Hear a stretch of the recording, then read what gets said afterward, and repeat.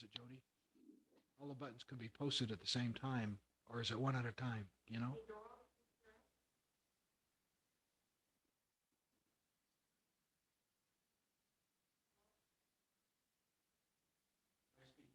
Yeah.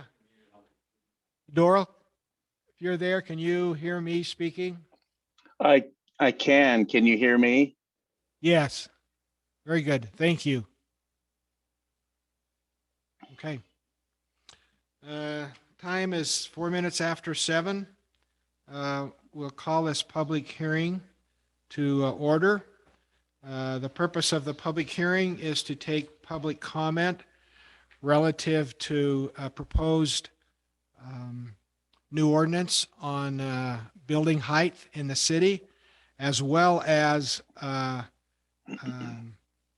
making some changes to our ordinances on having to do with public versus private roads and gating them.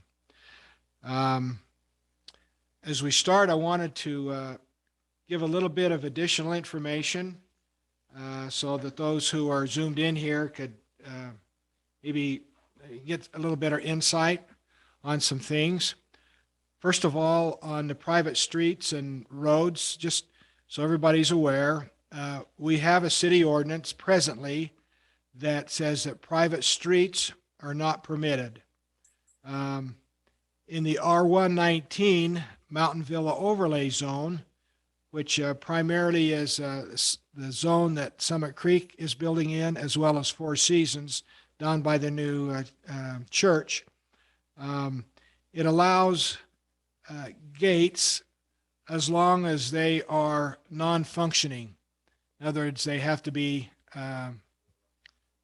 welded or some way secured open. They can't be closed. And that's into the ordinance. So depending upon how decisions are made, that is an ordinance that might be changed. Current ordinance does not allow for a functioning gate on a private road. So those are some issues, and again, we're prepared to hear public comment on those matters tonight. Have you got a screen share, Jody, there with, we're going to put up a screen for everybody to see, just as a couple of examples as we talk about building height and elevation, to try to, sometimes it's a picture is worth 1,000 words, and so we want to show some of these pictures to you, which I'll describe a little bit. The top picture there that you see is of a home on flat grade. You can see the natural grade is at the base of the home, and the proposed ordinance then would measure from that point to the highest ridge of that home. If there are 2 or 3 ridges, depending upon the roof design, it would be measured to the highest ridge, and that distance could not be more than 35 feet. At the present time, our ordinance, depending upon the kind of roof, and for those kinds of roofs that's shown on that upper illustration, the measurement goes to the median of that roof that's kind of behind the chimney. So the median point would be 35 feet, so that particular structure could possibly be 40 foot in height according to our present ordinance. So everything else being equal, the new ordinance would generally bring down a bit the height of homes, that kind of a home in the city. Now, take to the example below that. If you can bring that up more, Jody, to the center of the screen. Okay. There it shows a home which is built on a slope. That slope, I'm not aware really right now of any homes that have been built on I call it an up and down slope rather than side to side. But that demonstrates there on the left side, there's a ridge of the roof, and that ridge then comes straight down perpendicular to what we're calling the natural grade in that particular location. And that would be the measurement, and that would be a maximum of 35 feet for at that location for that building height.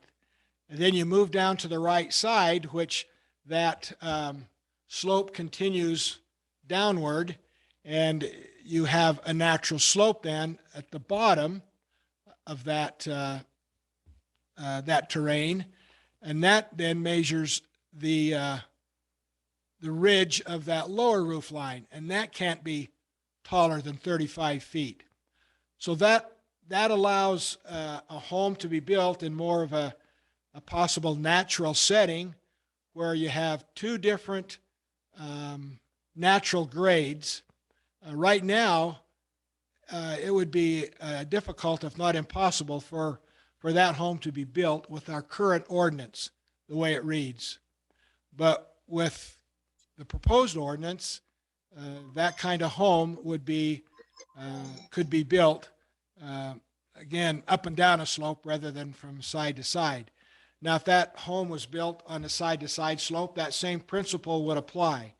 The right side of the home would be potentially one height, and as you went up the slope, then the left side of the home would be taller, but still restricted to the 35 maximum feet. So that's what we're looking at proposing. If you've been online and read the definition that we're looking to use, no place along the natural grade and the highest roof line can be more than 35 feet, measured perpendicular from the ridge of the roof. So that kind of gives you an idea of what we're looking at and considering. Wayne, I have a have question. comments about it one way or the other, and that's fine, and that's what our public hearing will do tonight is listening to those comments. Did you upload that other little diagram picture? Let's look at one more little diagram, and it will emphasize that. Whoops. Public part. Turn your head. Well, okay. You're going to write it. No, she's not going to write it. Wayne, I have a question for you. George Thompson here. You unmute?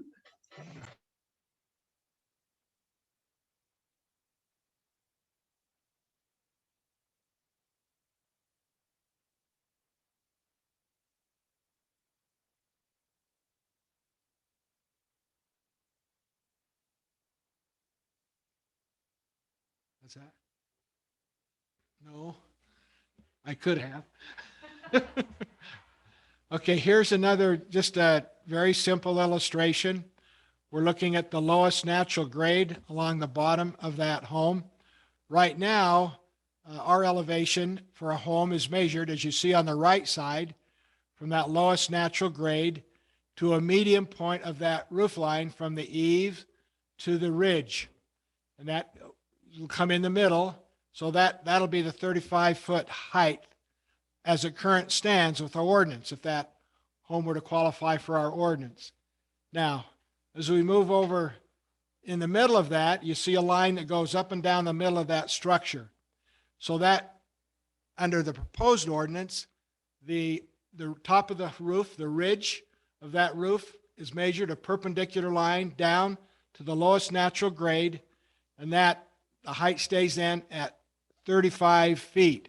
So in essence, that roof line is going to be lowered with our new ordinance in this kind of a roof, in this kind of a situation. So just wanted to kind of have a simple illustration of what that is. I know that the definition that we're looking at it's a little more complicated than that, but any peak of the roof line, any ridge, if that house has 3 or 4 ridges on it, you draw a line perpendicular down to the lowest natural grade underneath, directly underneath any of those ridge lines, and that can't be taller than 35 feet. So homes that have multiple roof lines with them, under each of those roof lines, perpendicular down from the ridge down, it can't be taller than 35 feet. That's what we're looking at. So Now, Wayne, okay. quick I'm sorry? question, 'cause that's, I just have a quick question because that's not the way it's written. It says only the highest ridge is going to be where the measurement is taken from. It doesn't say from any ridge line. We'll look at that, but that's what's intended. The highest ridge is going to be the highest ridge. Well, you can only have depends on one what the highest ridge of a roof. You can't have multiple highest. Highest is, Well- legally it's only the highest ridge of the roof. So if you go to Definition, the in the other, definition, any ridge could be the highest ridge because it's measured to the lowest natural grade.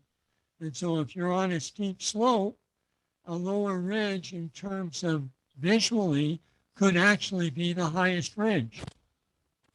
but not of the house, it wouldn't be the highest ridge. I think we need to be careful in how we phrase things. Okay, thank you. Let's go ahead with the public comment then. We'll start and let Jody coordinate that.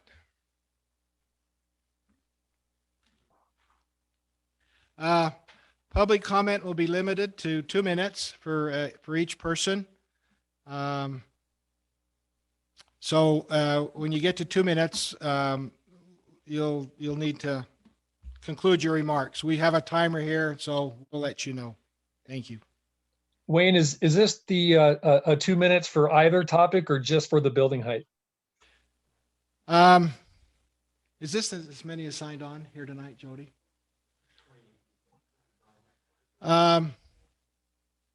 We'll allow 3 minutes for both topics. If somebody wants to make comment on both topics, we'll allow 3 minutes. If it's just one topic, then 2 minutes. Thank you. Okay. I have a question. We're really not taking questions, but you can make your question as part of a comment if you'd like. Okay. Yeah, there's some builders. Excuse me, would you give everybody, please give your name at the Oh, beginning? yes. This is Dennis Lisenby. Thanks, Dennis. There's a few lots around the city in which builders have, in the past, have dumped their fill dirt instead of taking it down the hill. Is that now considered the natural grade, the fill? No, that's a quick answer. Thank you. Okay.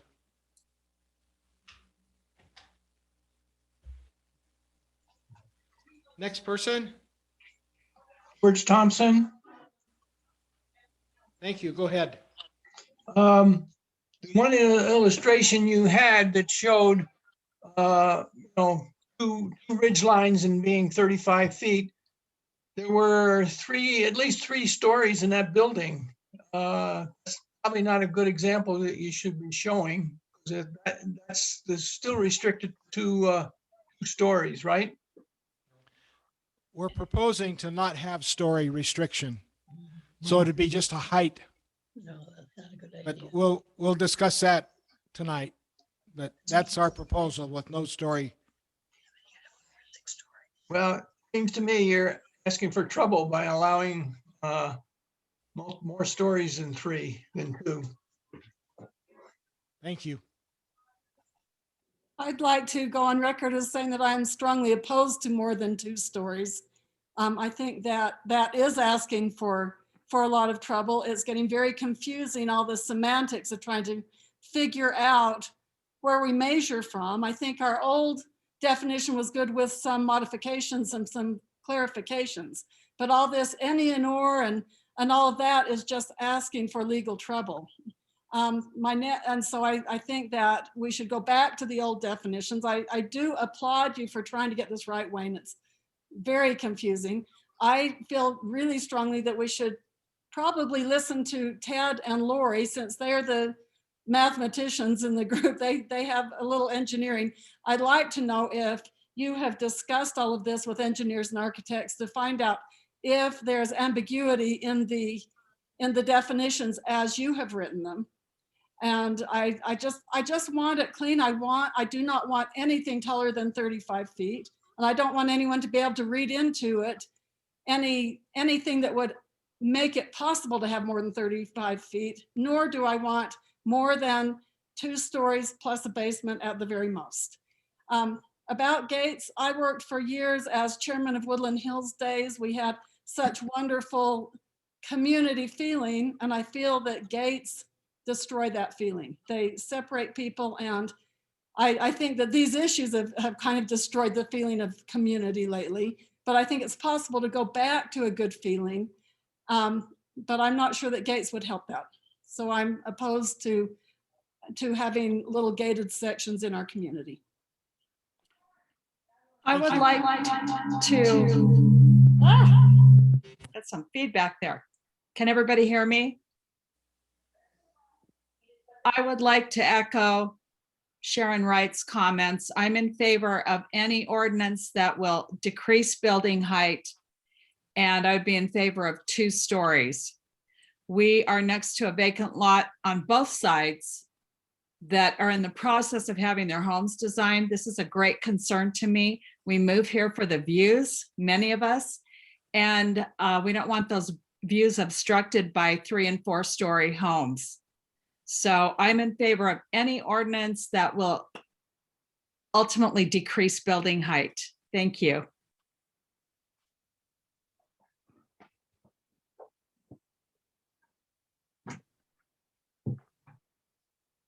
Next.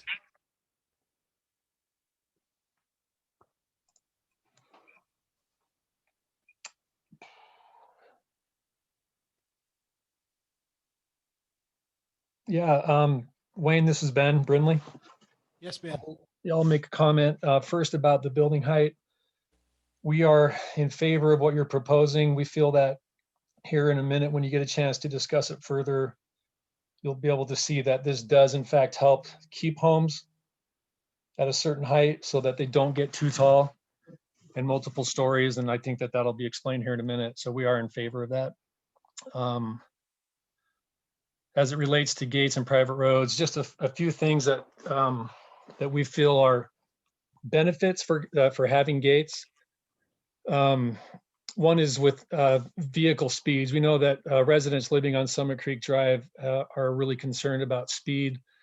We feel that the gates will help as people turn into that community, or any community with gates. They have to stop for a minute and kind of, take a breath, and not turn in so quickly and go speeding down the road. And so gates would help with, with traffic calming. It's just, safer for children and drivers backing out of driveways, things of that nature. As far as security and just kind of control the neighborhood, gates provide, more security for the residents against trespassers, thieves, vandals, and burglars driving up to a gate. And in many cases, will just turn around and leave. The gate being that deterrent. Safety and security in gated communities, especially good for children who like to play outside. There's the traffic's slower, it's not open to anybody coming through, so it's safer for children.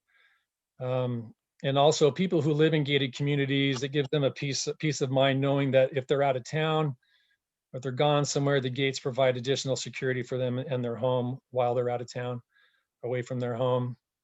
Again, for pedestrians, gated communities provide safer communities for people who like to just walk on the streets.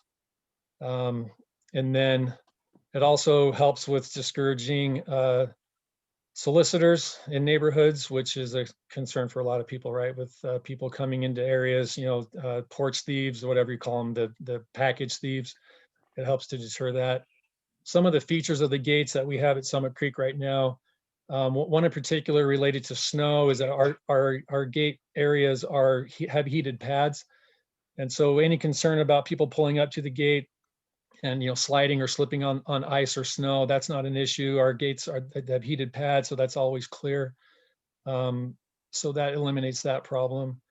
And then gates for us also just kind of help provide a sense of arrival for the community and for the residents that live in that community as well. And so anyways, we really appreciate the city giving us the time to talk about this today. Thank you. Thank you.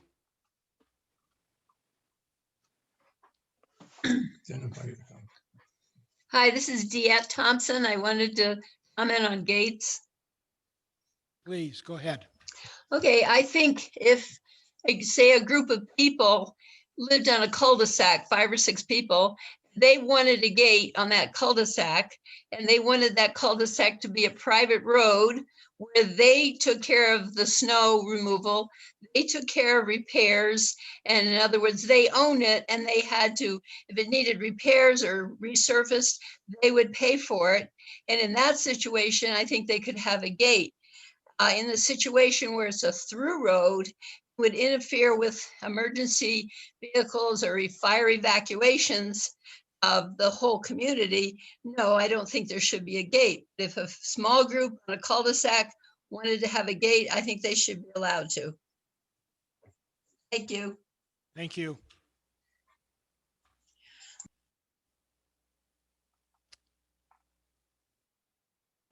Yeah, my name is John Michael Johnson.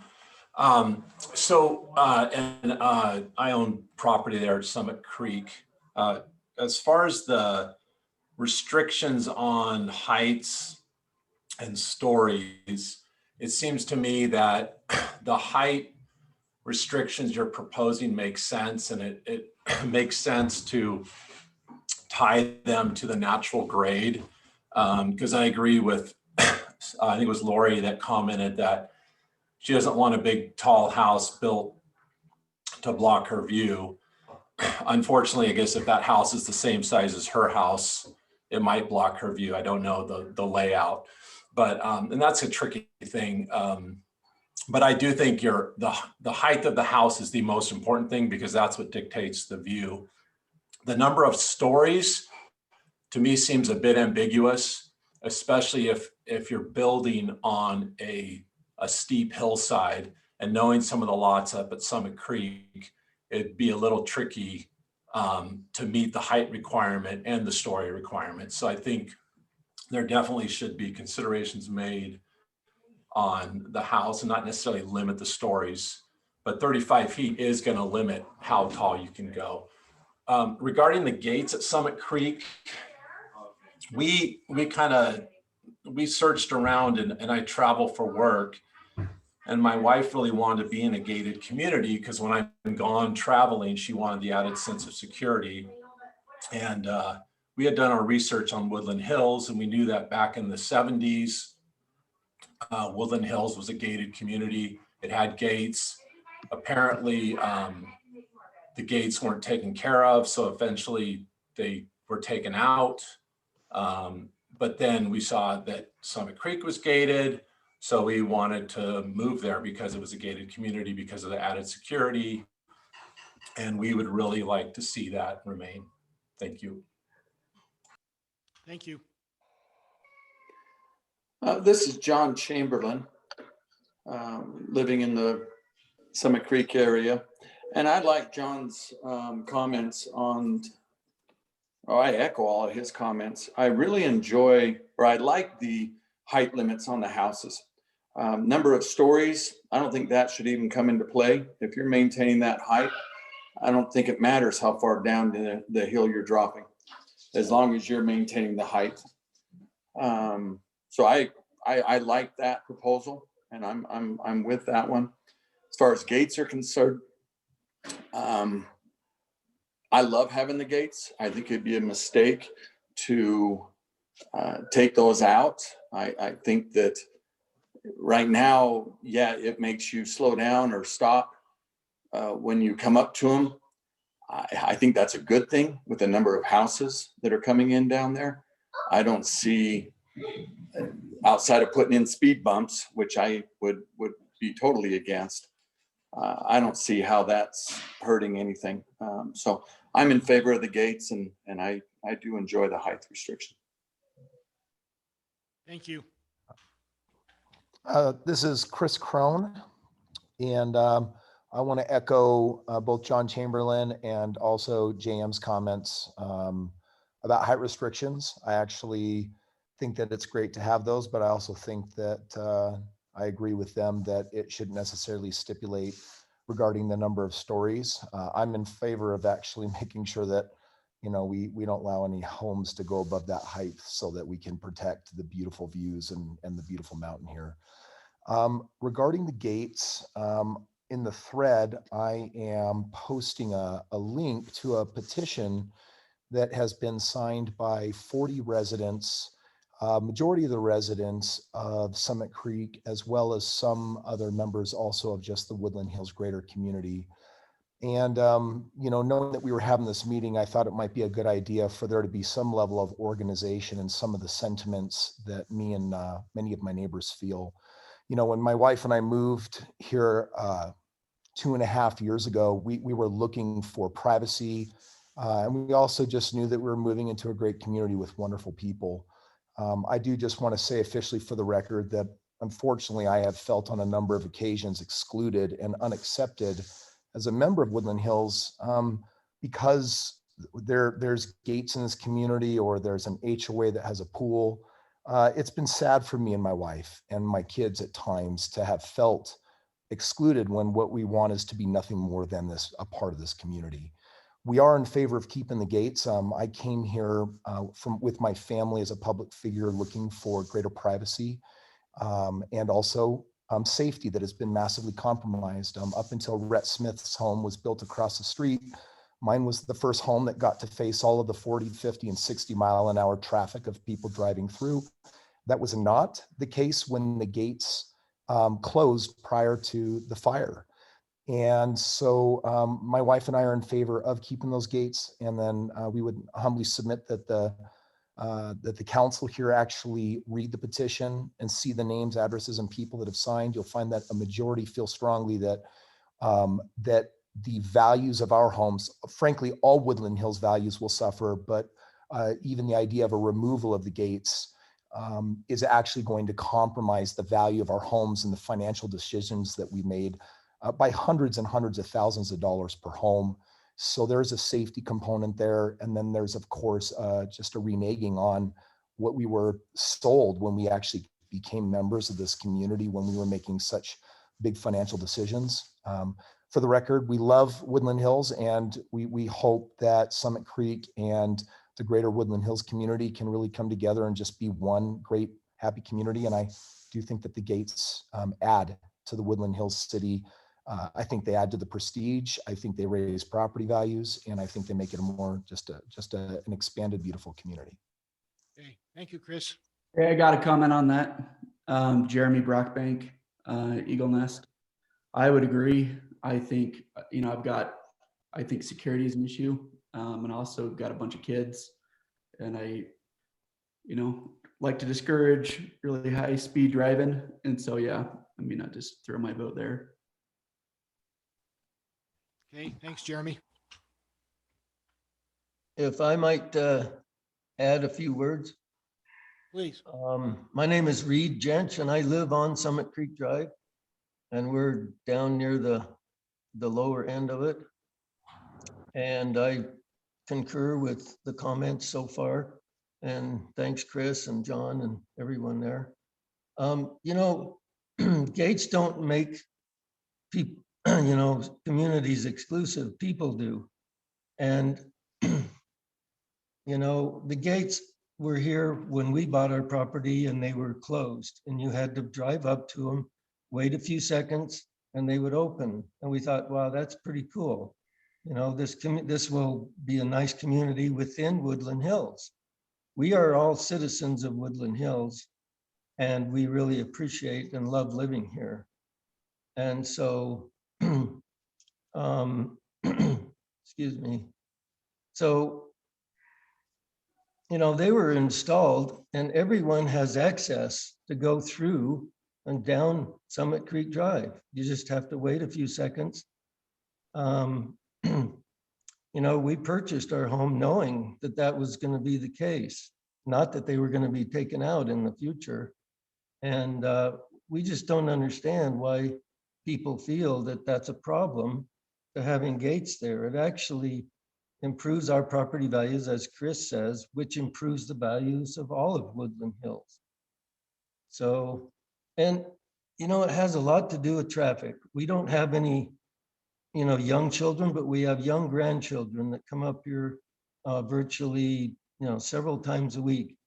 And as we've been driving on Summit Creek Drive, we've actually been passed.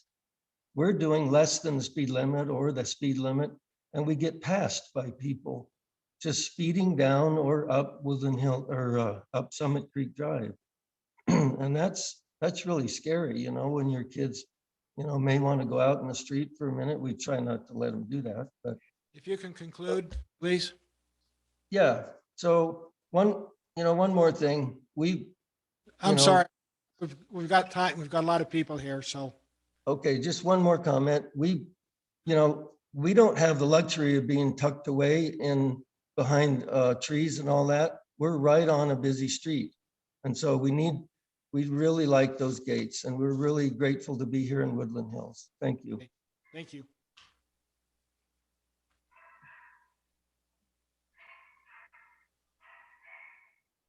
So I'll just say a few things. Just want to reiterate the things that the last few speakers have spoken on.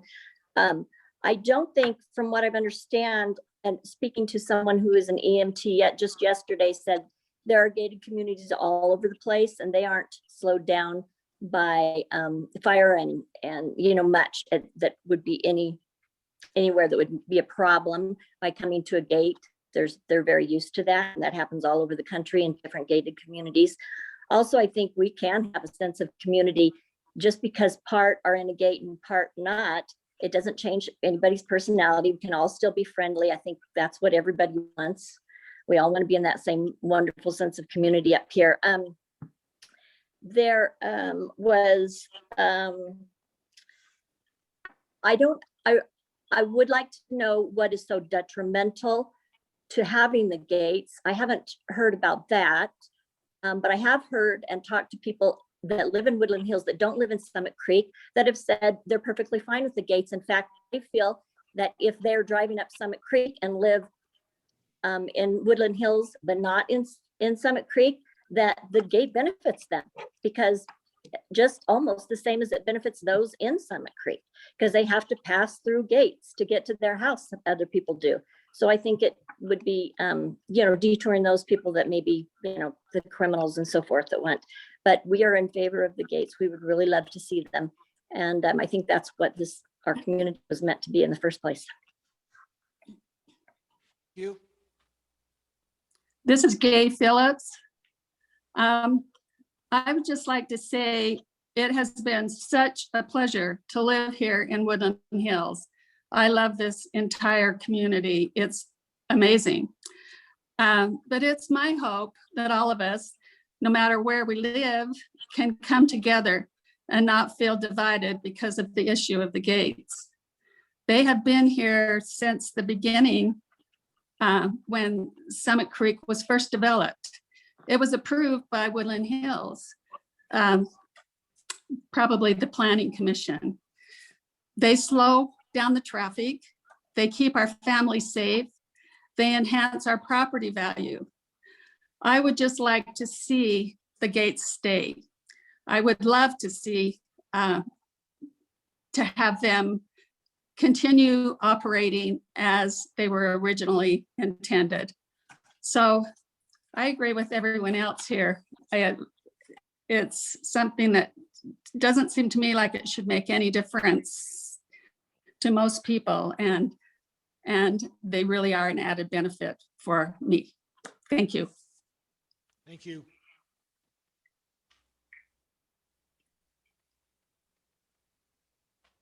I submitted mine via, this is Megan Fuja, and I submitted mine in an email, but I'd like to actually add a little bit, so I'd like to read it. as well, but adding a little bit to it. Some of my concerns about the proposed ordinance are specific to the wording and also specific to the fact that it allows for taller buildings than are even allowed in Park City in their residential districts. So they only allow 35 feet to the ridge in the way that they measure theirs. And if we're trying to kind of mimic theirs, I think we should make our building height mimic theirs as well. But I oppose the proposed building height ordinance changes. Not only will the proposed code allow for taller and more exposed homes on sloped lots, but it will allow more homes to be oriented perpendicular to the contour lines, creating more need for terracing and more extreme grading on sloped lots. This will have a negative impact on the beauty of our mountain community and could lead to more sprawling homes. This type of building over more contour lines also leads to more disruption of natural drainage and will necessitate the city more carefully examining drainage plans. This could also mean more complicated structural and geotechnical engineering designs for homes and grading in a city that does not even have an engineer contracted to double check house plans. The city is currently stating that the city engineer does not even give any input on residential plans, despite multiple city codes requiring such input. There have already been major structural and geotechnical engineering mistakes in the city that have led to life safety issues that have yet to be addressed. I am not in favor of opening the door to more complicated engineering options without having sufficient oversight to ensure that plans are structurally safe and compliant and that builders are actually required to follow their approved plans. Additionally, the proposed building height ordinance language contains many ambiguous phrases that legally— Thank you, Megan. We need to conclude, please. I don't think I've had my full 2 minutes. You have. We've got a timer here, Megan, so it's been 2 minutes. Okay. Please conclude. Okay, I'll read it really fast. Some examples include any or all points. Which is it? Is it any point or all points? Highest roof ridges and peaks. You can't have more than one highest ridge or peak. And these points are then located. Are we only going to check compliance at the point of the peak and not at all points of the roof? Because the natural grade could dip in places. Okay, I support thank you, Megan. clarifying We'll our need to finish current with that. building height. We would really ask you to be respectful of the time, everybody, to 2 minutes. And if you're asked to conclude, please conclude briefly. Thank you. Next, Becky. Is there a Becky there? Chris, I saw you raise your hand. Chris Crone. Yeah, hi, this is Colette Crone. I wanted to just take a minute as a separate citizen. I wanted to read just a little bit of feelings. One of the principal reasons we purchased a home and lot in Summit Creek is because it was represented to be a gated community, which is unique and valuable property rights associated with a gated community. I know this is very familiar, but I just wanted to make what I believe, what I feel known. These valuable property rights include, but are not limited to, significantly increased security from potential criminal activity and vandalism. When I lived back in Orem, we lived in a higher end neighborhood that had no gates. We had garages broken into, very nice bikes stolen, things like that. Things like that would be reduced here. The presence of non-residents who are just loitering and wandering around. Enhanced safety, of course. We've got 4 kids at home right on that big road.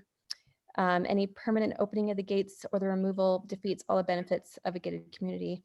What I wanted to say to Diette's comment was, in case of an emergency like the fire, we had the gates, they just opened them. All of the emergency vehicles came and went, and it was not a hindrance in an emergency situation. We were here when that happened, and they left the gates open for a long time for the firefighters to come and go. Strongly opposed to the deactivation or removal of the gates. That is my official stance. Thank you. Thank you very much. This is Becky White. Sorry, I was having difficulty trying to unmute. Can everybody hear me? Yes, we're good. Go ahead. Okay. I'm for the gates. Obviously, I live on Summit Creek Drive and I have a lot of concern just crossing the street to get to the pool. I have grandkids and we've almost been hit by speeding cars crossing just in front of our house, crossing to the other side of the street. When we first moved up here, we were able to walk along the road. That has changed since the cars are so quick. It's no longer safe to even take my grandbabies on the road for a walk in the evening. I literally have to walk on the side of the road in the gravel to stay out of traffic and go up and walk in the neighborhood up in Woodland Hills, higher up where most of you guys are, so that I actually am safe to walk on the road or beside the road. I will back out and pull forward out of my driveway and look, and there are no cars. And by the time I have pulled out, there is a car on the back of my bumper so close and so irritated at me that I am not going as fast as they are when they fly down that Summit Creek Drive road. It just is unbelievable how quickly they go. And I just feel like it's so frustrating for me. And honestly, I think it would be really, really hard on anyone to hit one of my grandbabies and kill them because they're speeding down that road so fast. It would be devastating for me to lose a grandchild. So I am absolutely for the gates for the speed alone. I mean, if you guys even saw the kind of traffic and how fast they go down past our house, it is terrifying. If When you we conclude your remarks, Becky, please. Yes, my husband has something to say as well, so he should get another little bit of time. But when before we moved here, the reason we bought is for the gates, because we lived on another busy street where my daughter could not even play in the driveway because the traffic was so dangerous, so fast. So that is why we Conclude that, Becky, please. Thank you. We'll listen to your husband.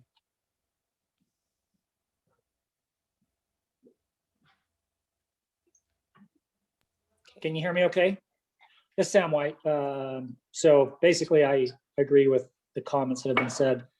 Also, a couple of things to think about is that maybe Woodland Hills should consider putting a gate on the other side on Woodland Hills Drive. And if it were my preference, because I've been up to Promontory Point and I've been to Red Ledges, and they're gated communities with a guard, and they are some of the most secure. You feel really secure when you go in those communities. And, you know, I'm not trying to be flippant here, but I really think that Woodland Hills would make a greater community if they put guarded gates on both the roads that go into the community. And you would see property values immediately jump up, because gated communities are just, they have so many advantages and so many safety features to them. The advantages are just numerous. So I am definitely in favor of the gates. Thank you. Okay, thank you.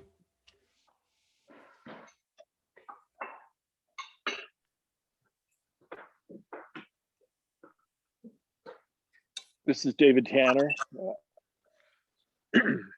I'd like to. David, hang on just a minute. We've got somebody before you, if it's all right. Oh, okay.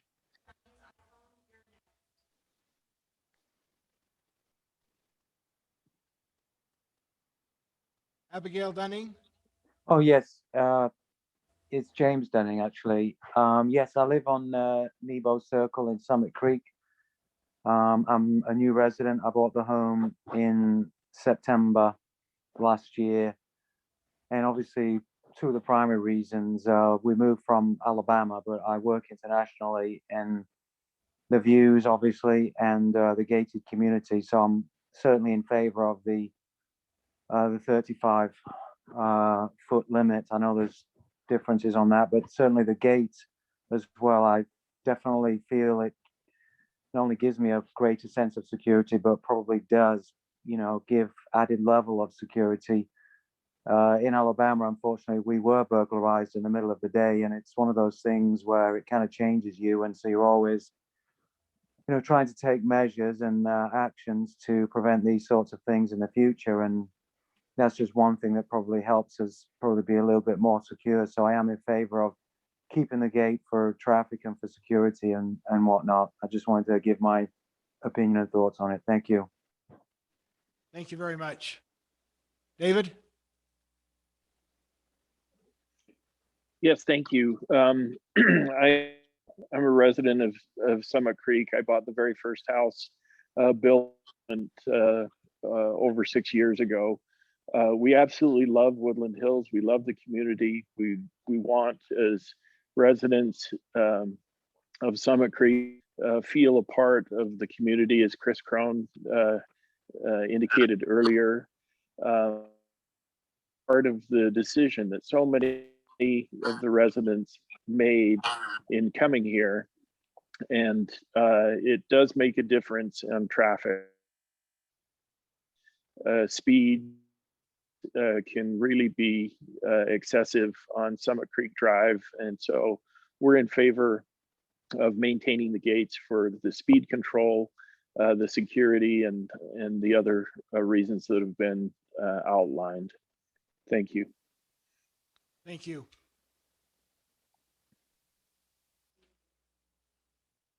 Steve Dickert?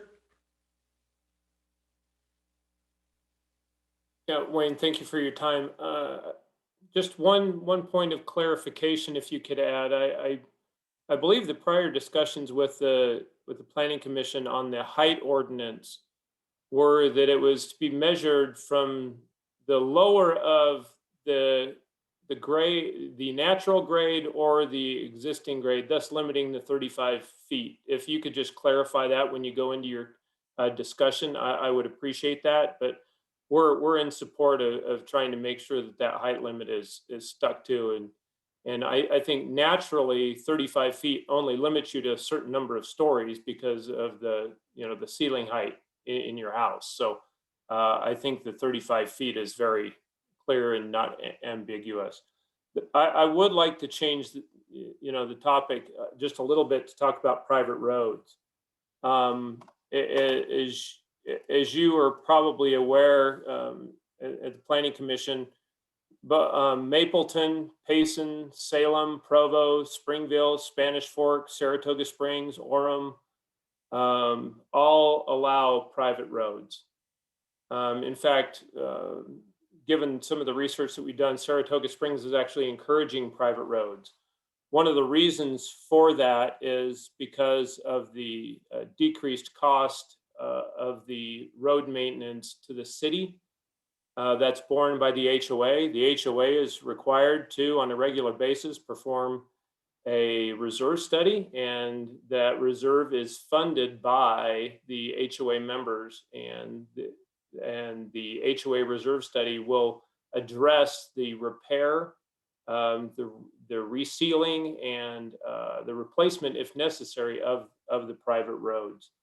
So I want to make sure that, at least you had that. We've had a lot of conversations about gates, but not so much on the private roads. So I wanted to make sure that you had our input on that.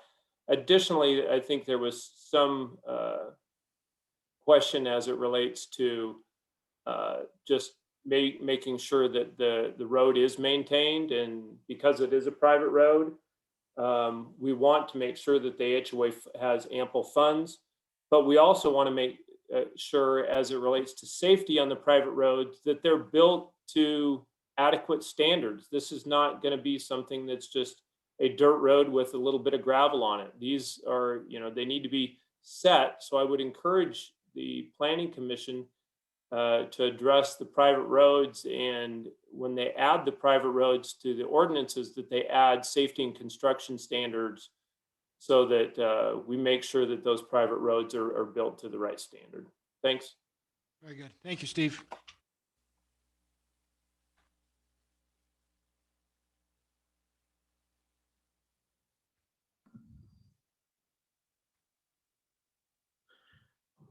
Wayne, this is Bucky Gay. Can I make a comment? Please, go ahead, Bucky.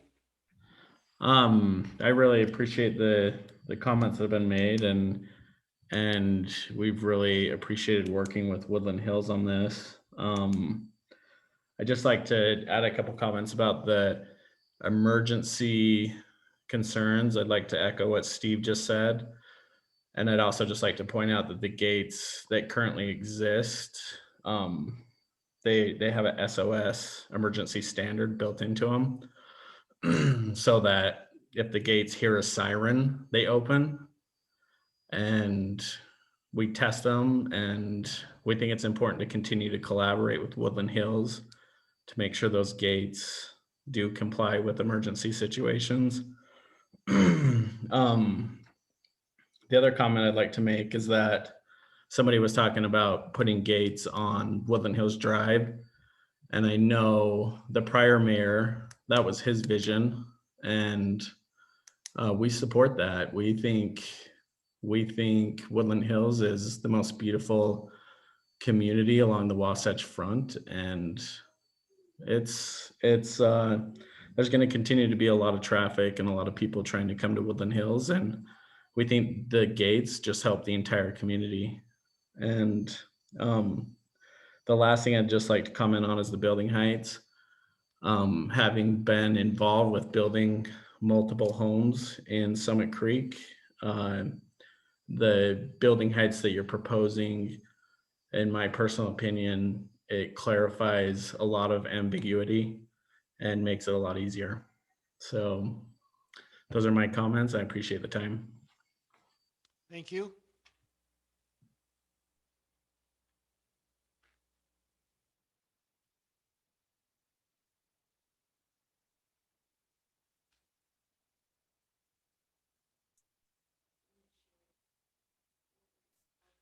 Hi, this is Dwayne Severson.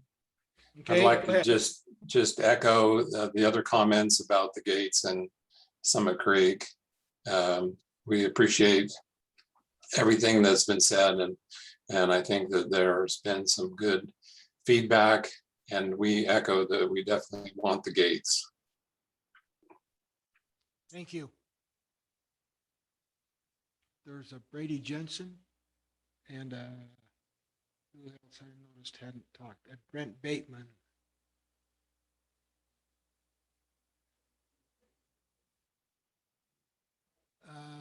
Brent Bateman, do you have any comments? I see you're on the screen, but maybe you're just listening.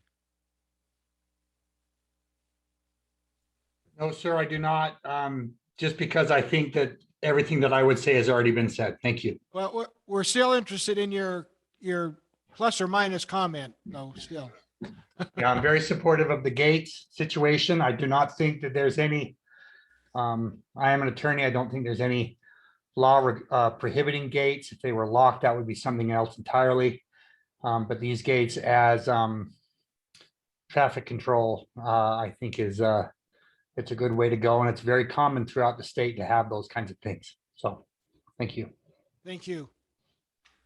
Brady Jensen, I see your name on the screen.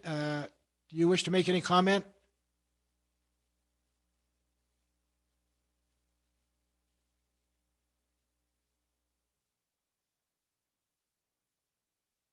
I'm assuming no. Another name I see on the screen is Susan Hendrickson.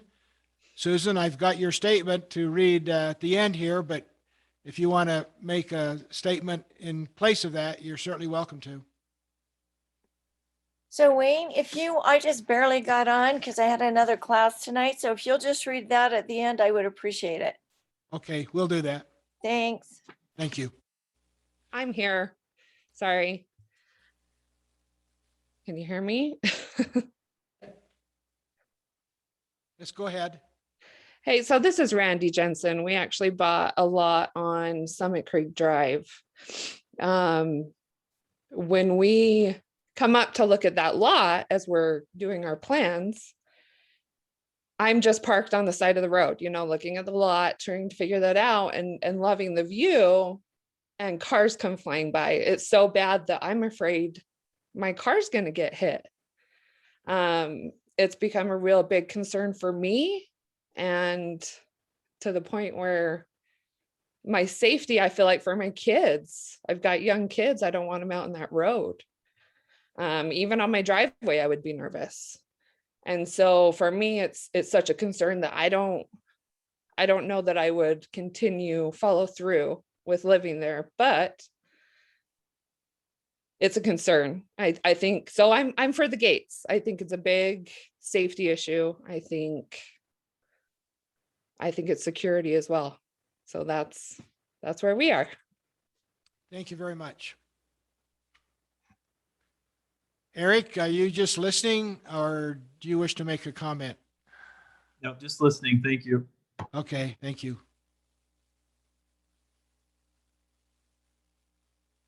Jim's iPad, don't know who you are. Are you interested in making a statement?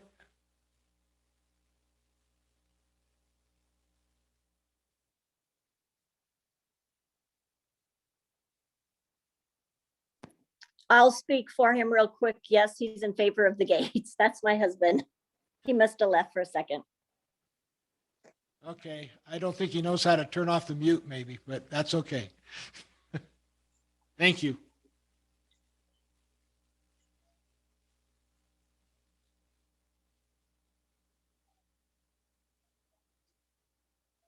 John Michael,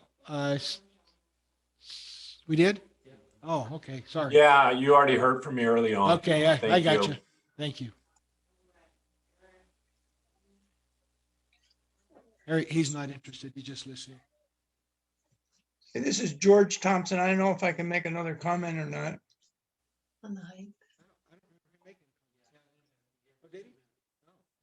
No, let's hold off, George. Thank you. Anybody else there who wants to, who hasn't spoken, who wants to make a comment?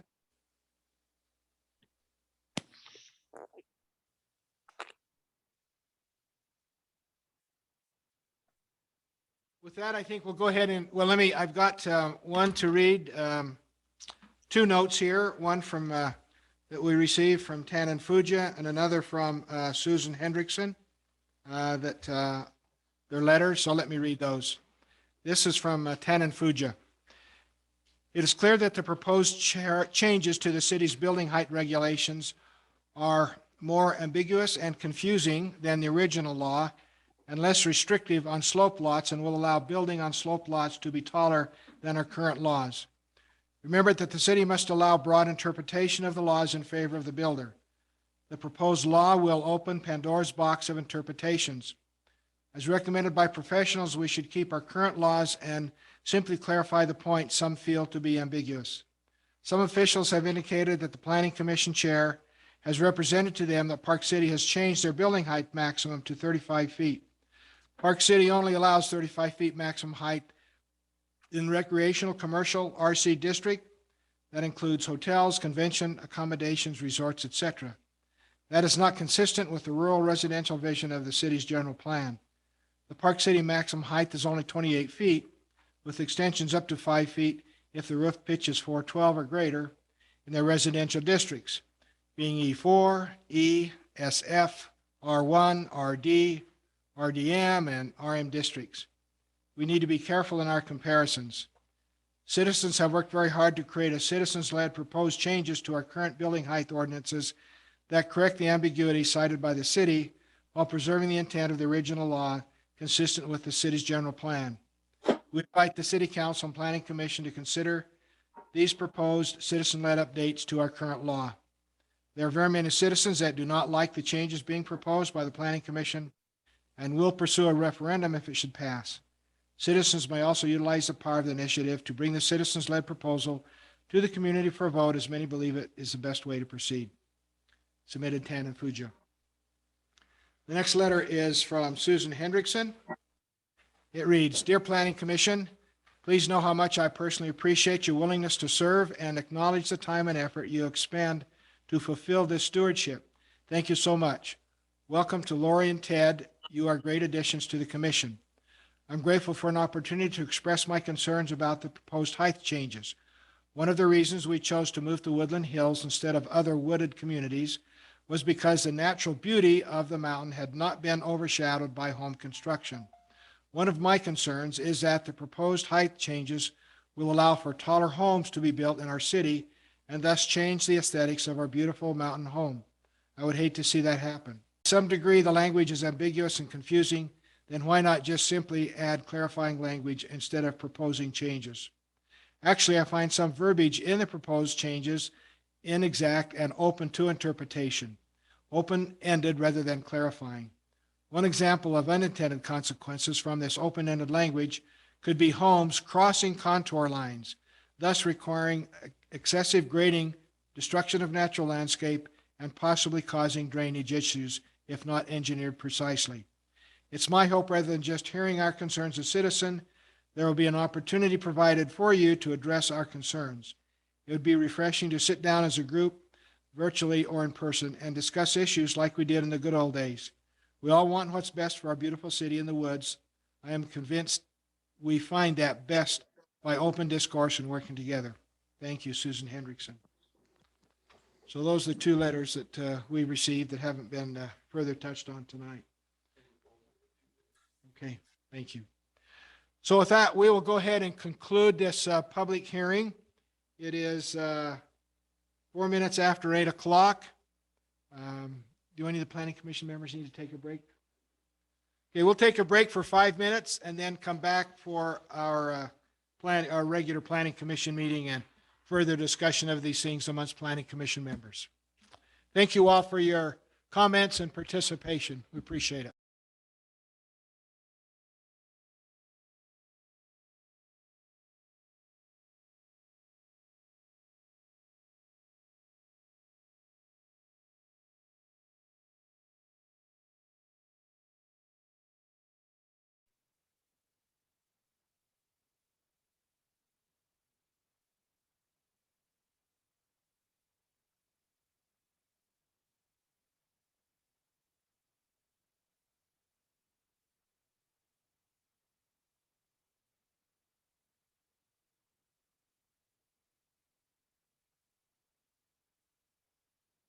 Our Father in heaven, we are grateful as we come together at the beginning of this planning commission meeting. We ask thee to please bless us with thy spirit and help us to be able to speak well and explain our thoughts and be able to come up with decisions that will please as many people as possible. We are grateful for our community, for its citizens, and for the chance that we have to live here and to work together. And we say this in the name of thy Son, Jesus Christ, amen.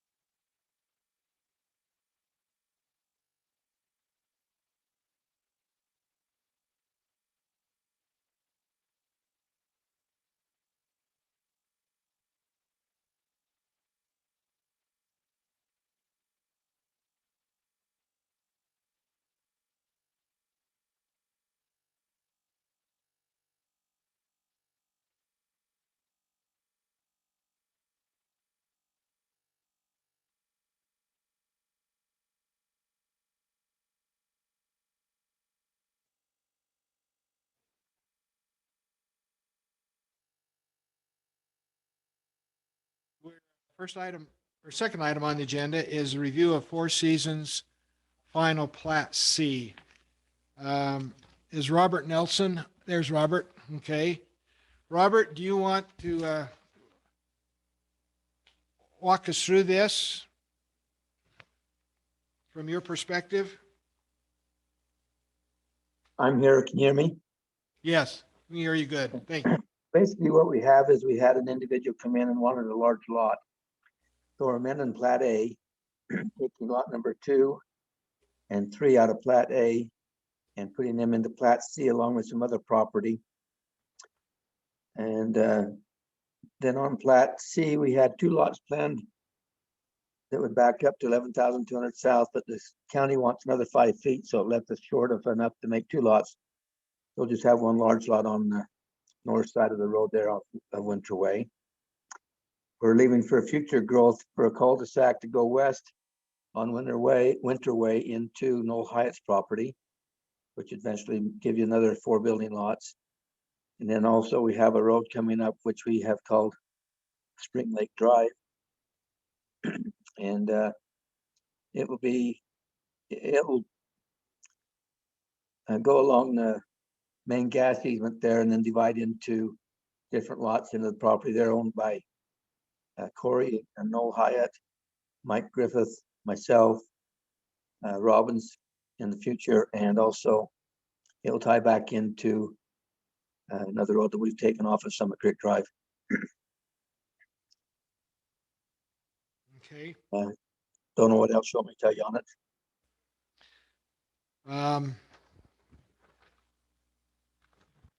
Robert already has Plat A and B. They've been final. In fact, he's sold some lots there. And so as he indicated, this is an amendment a little bit to one of the plats and adding to the Plat C. Robert is phasing his development as he goes on. All this was part of a original preliminary plat that was approved. And now as he goes forward in developing it, he's doing it in stages. So that's the purpose. And we'll see D here as a new preliminary for a new area that was not included in the original preliminary plat. We'll do that next. But do any of you have any questions at all? I noticed, Robert, that on that plat, that it looks like there are 3 or 4 little cul-de-sacs off of the main road there. Is that correct? That's on D. Oh, that's on D? Okay, my Yeah. bad. Okay. We'll get to that next. Okay. Any other questions from anyone?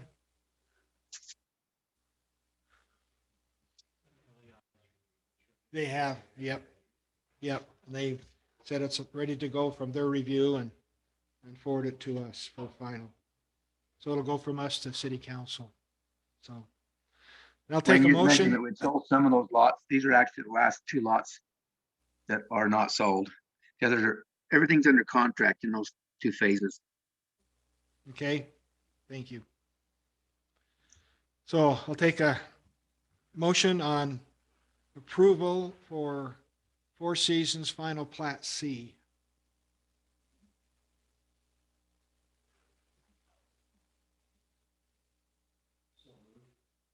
Okay, Ted made I'll second. motion, first motion and seconded by Larry. All in favor? Aye. Any Aye. opposed? Okay. We'll move that forward to the city council for their review. Next item is a preliminary for Plat D. It's in David.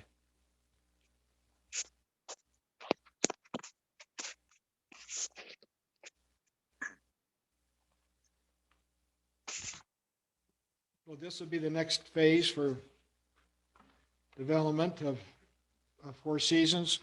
Robert, do you want to go ahead and kind of summarize things with us? Yeah, thank you. What we have is an extension south of the Woodland Hills Plat, Woodland Hills Plat A, consists of 20 lots. And we've tried to do cul-de-sacs as much as possible so that we could have the traffic turn around inside the cul-de-sacs and enter Summit Creek Drive, driving straight forward out. We've adjusted these cul-de-sac roads to where the sewer was put in deeper so that they would accommodate these cul-de-sacs. And there is a possibility that the last 4 lots, 46, 47, 48, and 49 may become 1 or 2 lots, which we would adjust at the time we do final, depending on if the sale goes through. We do have a few lots that would have traffic coming from their driveways onto Summit Creek Road, which has been a concern. And that would be lot 30 and 31. And then also 41. 41 is a large lot where they'll be able to have turnarounds inside very easily, and will require turnarounds inside of their driveways on 30 and 31 also. This is just doing the west side at this point. Don't know what else you'd like me to say on there. It actually goes from the gate you're talking about, from the gate down to the existing subdivision that we just finished up. And if we're allowed to put gates in, we'd like to propose a gate at the very bottom on 11,200 South. Just kidding.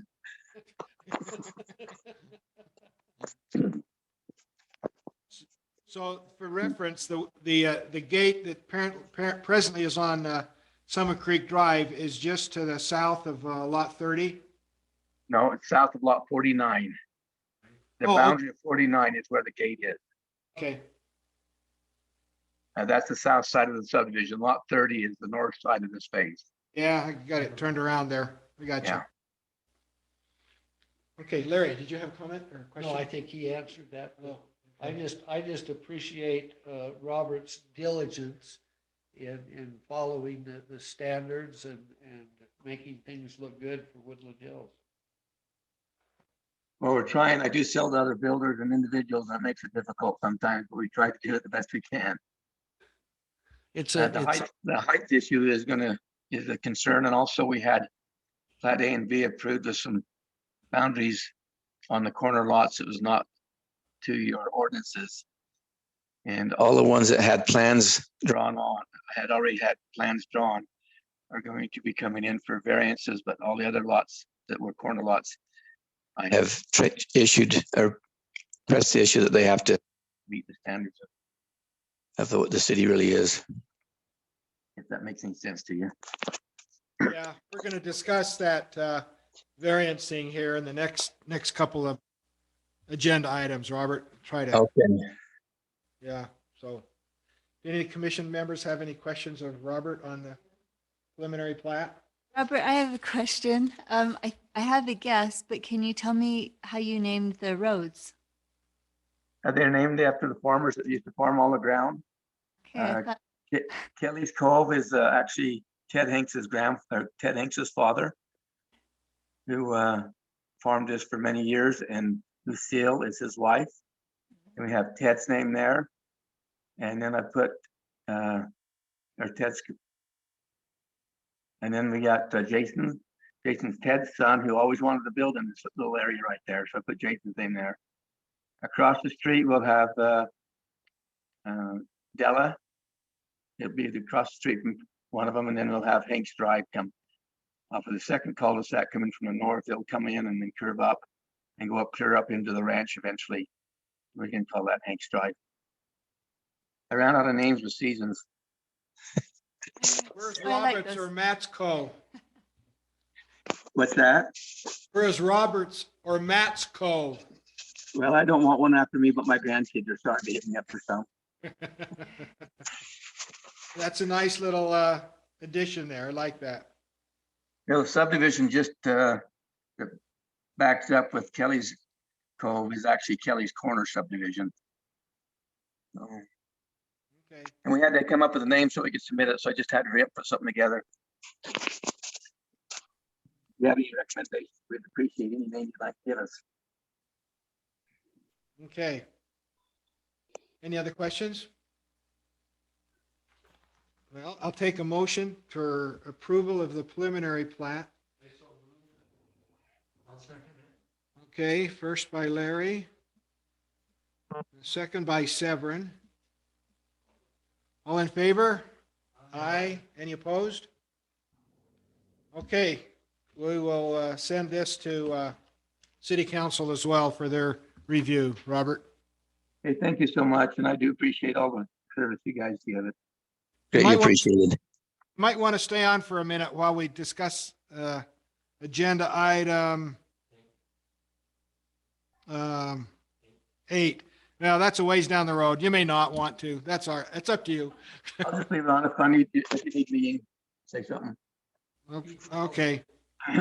Maybe we'll put things out of order here. Number 4 item is a recommendation for amendment to Plat J, Thousand Oak subdivision. It's a lot, 2 lots owned by Jeremy Brotbank, and he's requested that they be combined into 1 lot. He's already built on 1 and wants to combine the 2nd lot into that. Jeremy, are you still on? Yeah. You want to go ahead and? Yeah, I mean, we had kind of a weird slope coming into the house. And so we have a kind of a walkout basement. And by the time we were done, we were too close to the setback of the 2nd lot. The city gave us the occupancy on it, but I think we're only like 7 feet away from the 2nd lot. So the goal is just to combine the 2 lots and keep it. I mean, we always wanted to keep it as a backyard either way, but we're trying to just make it formal. Okay. Do you have any future plans on building on that, an accessory building or anything like that? No plans right now. We're trying to make it into kind of like a Thanksgiving Point Gardens. We're just kind of like grass, mandarin grass. We've talked about a pool, but that's not something that we've agreed on yet. Okay. Very well. Do any of the commission members have any questions of Jeremy on the combining of the lot there? They're pretty standard. We've done a number of them. And Are there any buildings on that? No. Take off or just? Yeah, just raw land.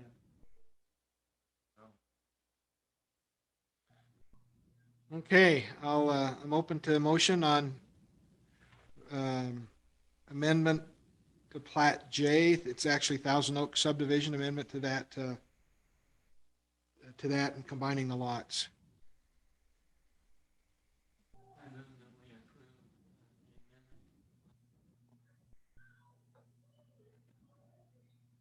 Okay, thank you. Is there a second? All right. All in favor? Aye. Any opposed? Very good, Jeremy. We'll move that forward to the city council for their review and decision on that. Awesome. Thanks for. Thank you. Appreciate it. You bet. Before we get into discussion time, let's take item number 8. Robert explained a little bit what happened, that some incorrect setbacks got shown on a final plat, both A and B, having to do with the corner lots. A corner lot that is corner to a street, the side setback on the street corner is to be the same as the front. And the purpose for that is to make sure there's a clear viewing path where the road comes together and intersect. Our city ordinance allows, with the recommendation of the city engineers, to make variances to the final plat by the planning commission. If the city engineers recommend to us that they don't have any objection or concerns about doing that, then it's our decision. And so I've gotten a letter from the city engineer saying that they have no objection to the planning commission considering giving a variance to in those instances where the wrong setback was shown. Now that wrong setback will continue on those corner lots. It doesn't affect interior lots. 2 of the lots, before we implemented this process, 2 of the lots we had those individuals go before the variance committee for the city and requested a variance, which was given to them. And this is just, it's a, I guess, more expeditious way of doing it a little bit for us to take care of it, rather than having each of those lot owners have to schedule and go before variance committee to present all the same facts and get approval from the variance committee. An ordinance allows us to take this approach to it. So that's what I've done, and that's the issue. So any points of discussion or questions that we've done 2, and I think there are, how many, Jody? 4 or 5 more of those lots that are in the corner. Wayne? Yes, Bob? What we have is we've had the 2 that you've approved. Lot 13 will be coming up, They will be back 27 feet. They won't quite make the 30. And then lot 19 and 24, they told me that they would draw it according to the 30-foot setback on both sides. They said they would do that? Yes, they said they would. Oh, It was written in the earnest money agreement when I filled it out to, or sold it to them. But lot 13 already had their plans drawn, and it's a pretty extensive house to be able to do anything with it. so is that the only one we're talking about then from all of them? It's only when you have left, oh, I'm sorry, lot number 1. And also it was sold to them. I spent many hours trying to find a house plan that fitted at lot number 1, but they just find one and they will honor the 30 foot on both sides. So it's 1 and 13. Lot 1 and 13 there. Well, 13 will not be able to make it work with their house. Right, right. Lot 1 will, lot 19 will, lot 24 will make it. And lot 2 is actually the one that we're making into an acre and a half. You know, it'll make it. Okay.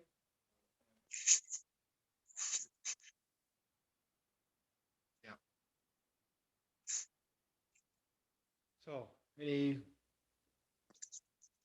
other questions or? Yeah.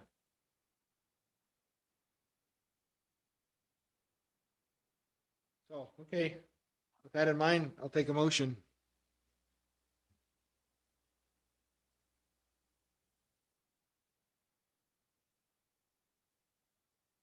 Lori, haven't heard from you tonight.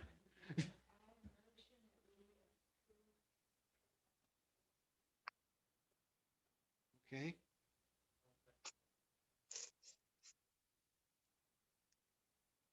All in favor?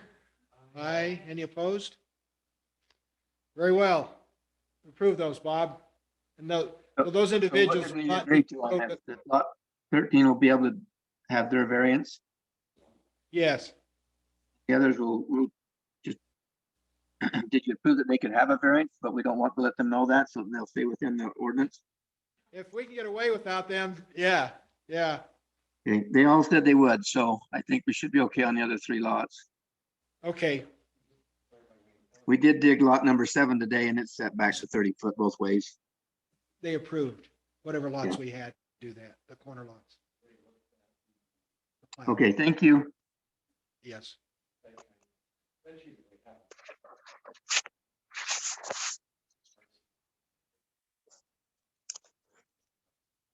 I assume they looked at it. I didn't get specific with them, so. Anyway, all right. Very well. Let's go on to discussion then. The first of items 5, next item on the agenda for building height ordinance. We've heard the public comments and things that have been made.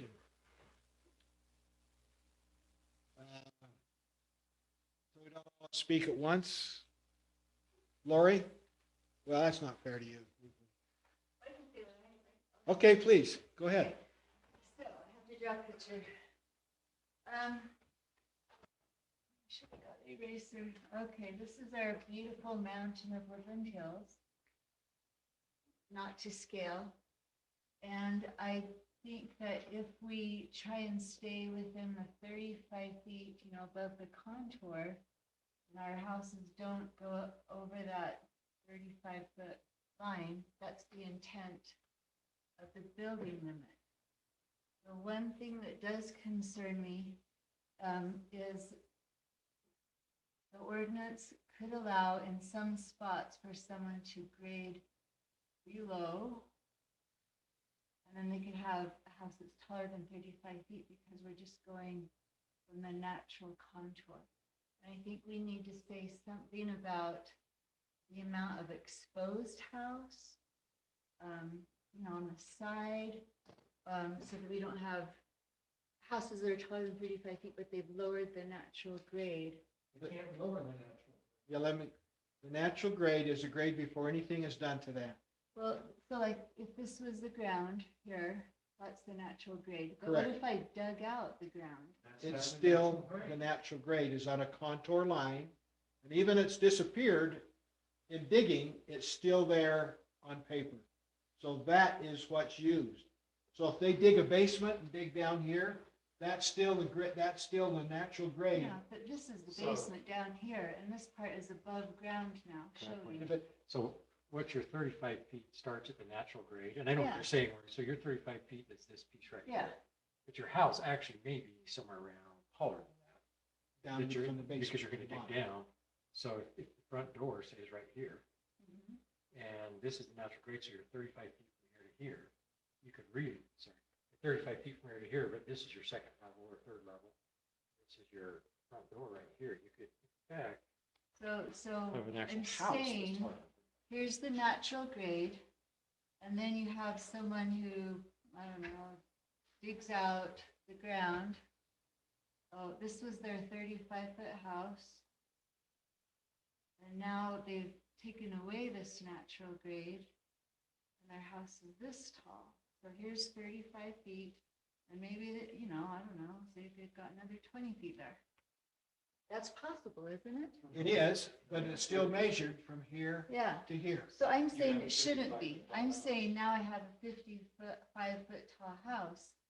And even though I'm still below this, you know, 35-foot line, I think that for the house that's right here, looking at their big cement wall or something, that could be a problem.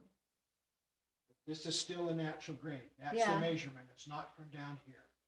Yeah. So this house is gonna, I mean, they can dig down if they want to Yeah. as well, but they're gonna be limited to 35 foot, the Yeah. same.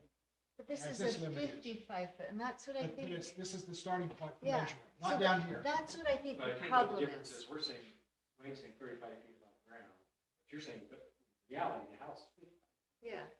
but it goes 20 feet of that goes below ground, even though the front door may be. Well, yeah, what yeah, they so this dug is out. dirt, I mean, this is gone, and they've got a tree here, and, you know, Yeah. but it still looks really tall. But the measurement is from here. I know, and that's what I'm thinking we need to either add something so that they don't have all this exposed house. Because I like the idea of staying below the 35-foot of the Yes. ground, but I think when you get up close to one house, there could be a spot where somebody's excavating and making a tall house that doesn't look good. I see what you're saying. How would you propose addressing that? Maybe putting a limit on how much of the house is exposed, like you're 35 feet above the natural grade, but you can't. So you say you can't have a basement? No, Or I if you don't like want- the idea of if- basements and stories because that's ambiguous. I mean, maybe their house comes down here and, you know, with the basement and the windows and the 4 feet, that's confusing. Because a lot of people build a sport coat, or Yeah. And I- sport court below grade. Yeah, and I think if it's down on the ground, that's okay, but I think visually, when you have something that's really tall exposed like that, I think we need to adjust that.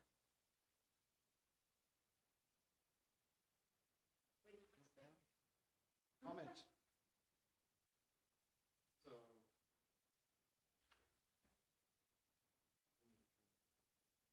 Sure, yes. Everybody can turn on, and we'll just, you know, talk. turn. So you had the same, so after I got, after I started looking at these ordinances, I took my actual house plans, because I've got topo and everything. I on did mine. too, yeah. And I actually did this, because I've got programs where I can do it to scale. So I started playing around with what our current ordinance is and what the proposed ordinance is on my actual house. And I kind of came to the same conclusion, where you could really have a house that's 35 feet above natural grade, or limited to 35 feet above natural grade, but would have 50 feet of house exposed. Yeah. If they choose to dig down. I don't know the answer. That was just a conclusion I came to. I don't know how you can do that. It's pretty easy.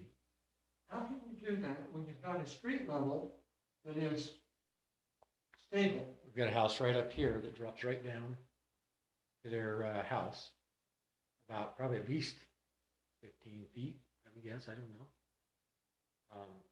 We have a lot of driveways that drop down to their houses, where they've dug, they went down the hill, the flat spot, built their house, So they may not be 35 feet above natural grade, but their actual house may be 50 feet high because they dug down.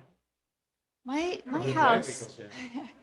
well, Severin, my house is fairly flat. The lot is fairly flat, but I drop about 10 feet from one side to the other on a pretty flat lot. And so I think you could drop quite a bit and, you know, with a little bit of grading. And I think we can't have that if the, you know, idea is to have houses blend into the natural And the surroundings. question I came to is what are we trying to, so really what we're looking at is the visual impact. That's what we're worried about with building these houses.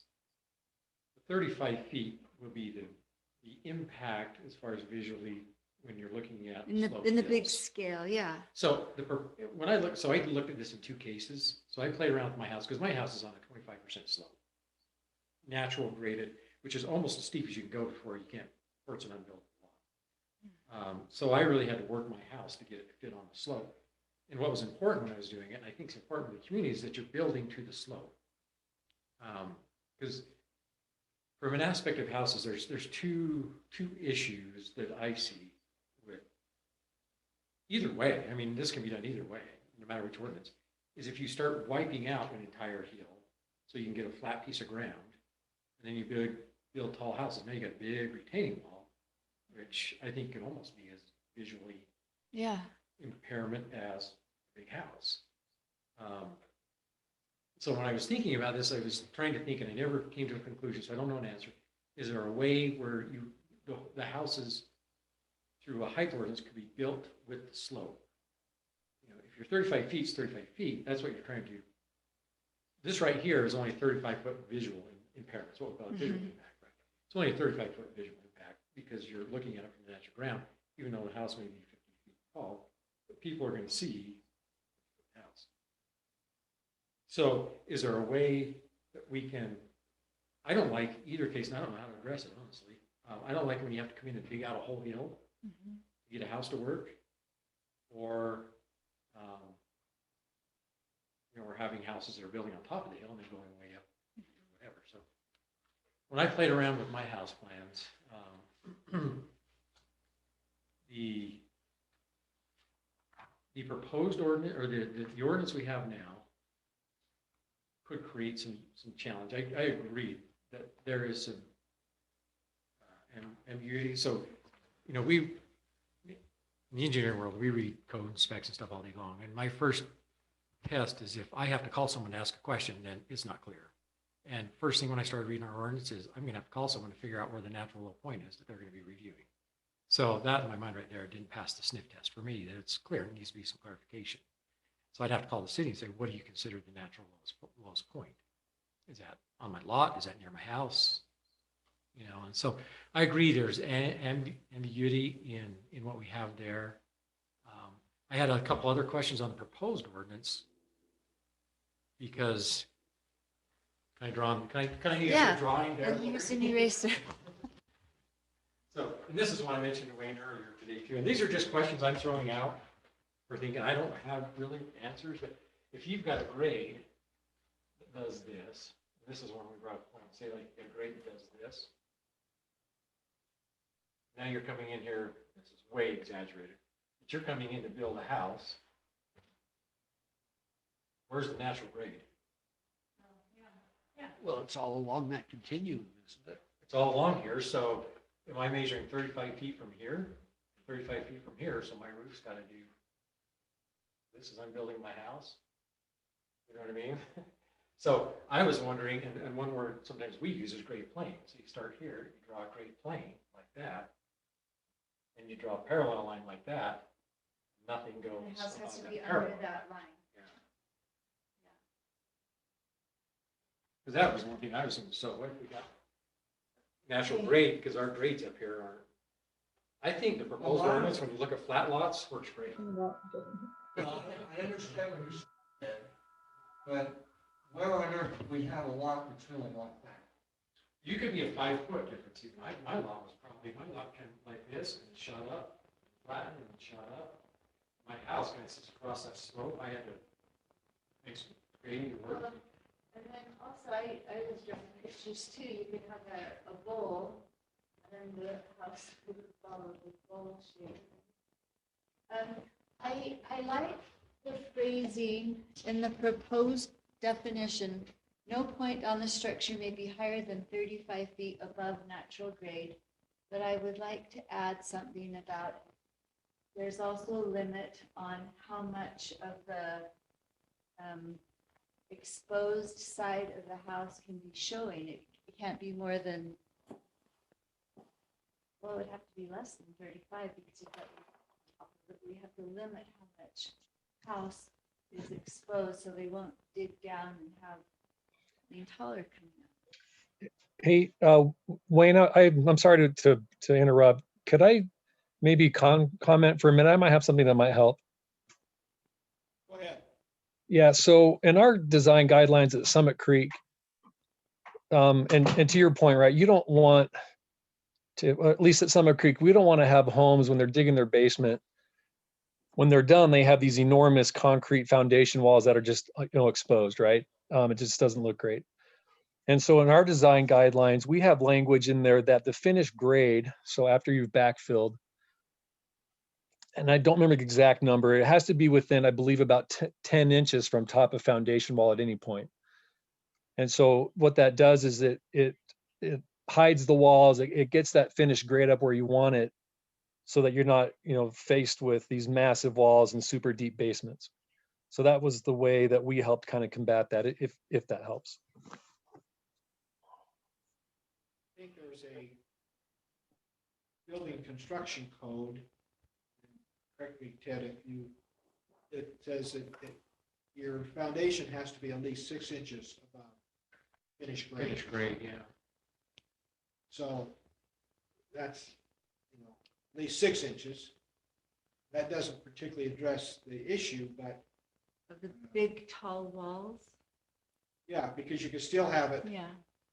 3 feet, foundation could be 3 feet above or 10 feet above, but finished grade can't be on top of the foundation that you poured. I think I understood what Ben was saying. He says their requirements, it has to be within 10 inches. Ours says it can be no more than, no less than 6.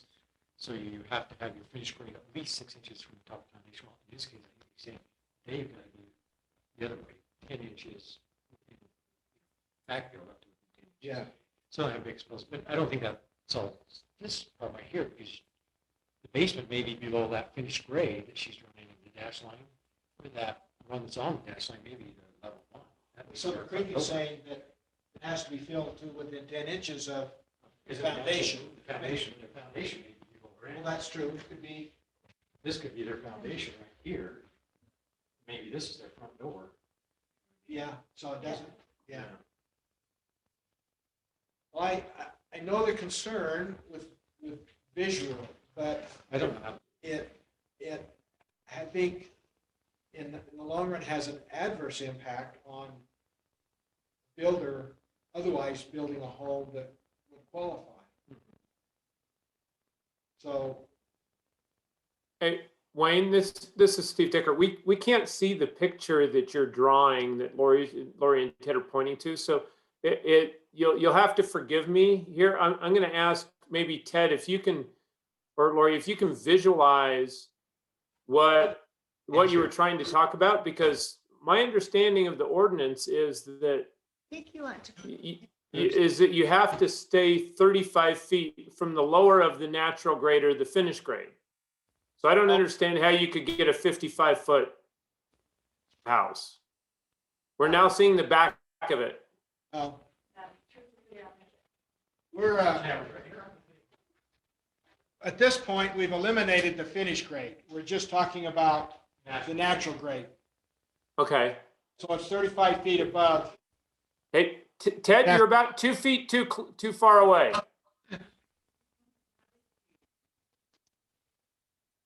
Okay, there we go. And then, Lori, we lost your mic. Okay. Okay, what I'm saying is There we go. This Awesome. is the natural grade coming right here. Okay. And then I'm saying somebody could excavate down here And so their house is 35 feet coming up from the natural grade, but it's really 55 feet because they've gone down 20. And I'm just pulling numbers out of the air. But they could also have a basement under here.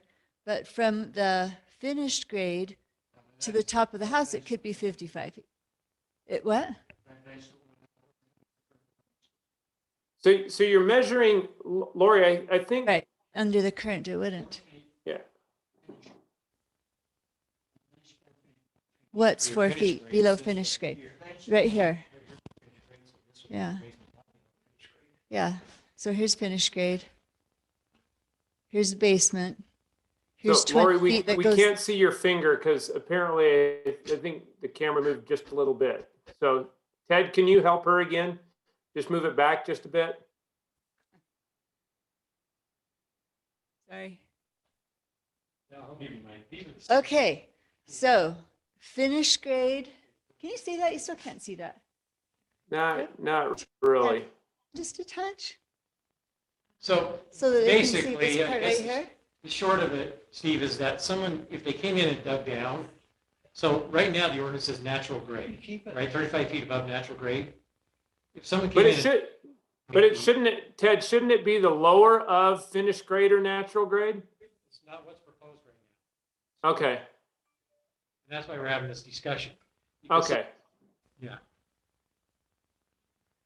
Can you see Okay, it's been Can you lowered. see the picture now? Is that any better? We can. Yep, it's great, Lori. It's a Now, terrib- if you can use your finger, again, as the magic Okay. marker, that's awesome. Okay, so here's finished grade. And here's natural grade. And so they've built their house 35 feet, a maximum of 35 feet above natural grade, but they've dug the ground down. And so now they have additional, so they have a taller house. And they can still have a basement down here. But what I'm saying, this would meet the proposed ordinance, but Oh. it's a really tall house and it looks ugly. And if somebody were maybe out here parallel along with them, looking at that big, tall house, even though I'm below the 35-foot line that, follows the natural grade, it still would be ugly, possibly, or just show a lot of house.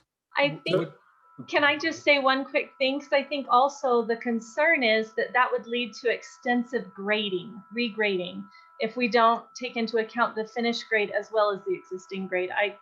I think Steve's idea was a better idea, to say the lower of either the finished or the natural grade.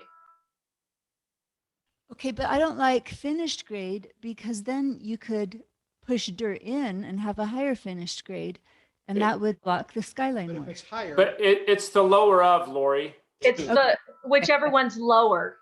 Okay. So what if we added finished grade to the definition, whichever was lower? Would that address I think Lori's? that would So stop I the was- It makes it better. I'm still really concerned about the any or all. I think we need to be really specific that at any point on the roof, it can only be 35 feet. And Yeah, we ought not to say the highest, because there can only be one highest ridge. We need to say all points of the roof. That's why we say any and all. It's all inclusive, any point. But currently it says any or all, not and all.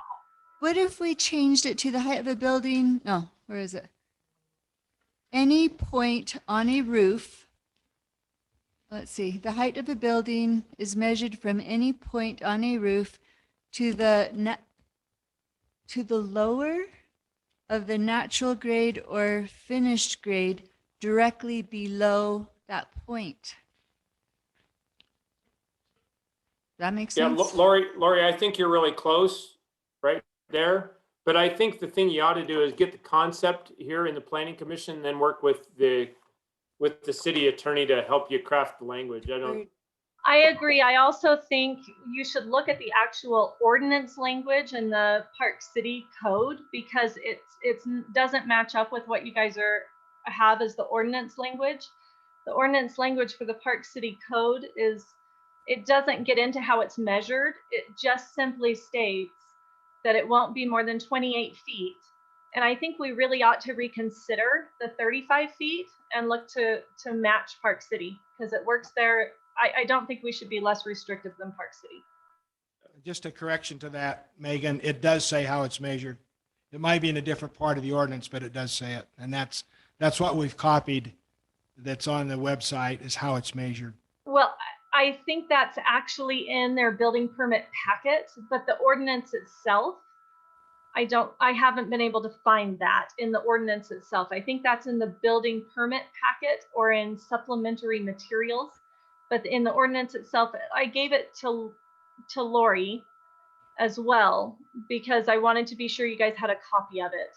But the ordinance itself it's much simpler to understand. It gives the clarity of it's only 28 feet and you can add 5 feet on if you've got a 412 pitched roof or greater.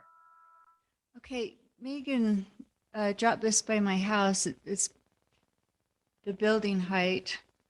And I thought it was kind of funny because it has two different heights listed in here. Let me see. There's one for a flat roof. Yeah. And there's one for a pitched roof. Yeah. But if we limited it to 28 feet, then we're really pushing tops down. Yeah. But they add 5 feet on if you have a pitch of a certain amount. I don't know that I completely agree. I mean, it's kind of like we've had 35 feet in town. Is that Yeah. what it is? And I'm not a fan of, I've got mine now, you can't have yours. Exactly. We've had 35 feet. I'm not opposed to staying at 35. It's going to push them down a little bit already Yes. because we're Going not up measuring instead the of beat, feet. but we're taking the ridge as a measuring. And the reality is, when I got working through all of these, if your lot's fairly flat, the proposed ordinance is actually going to bring some houses down. It will. So it'll happen. The only time that this really gets into play is if you're on steep slope lots. I agree, and that's my biggest. Excuse us, Megan, just a minute. Sorry. We're talking here.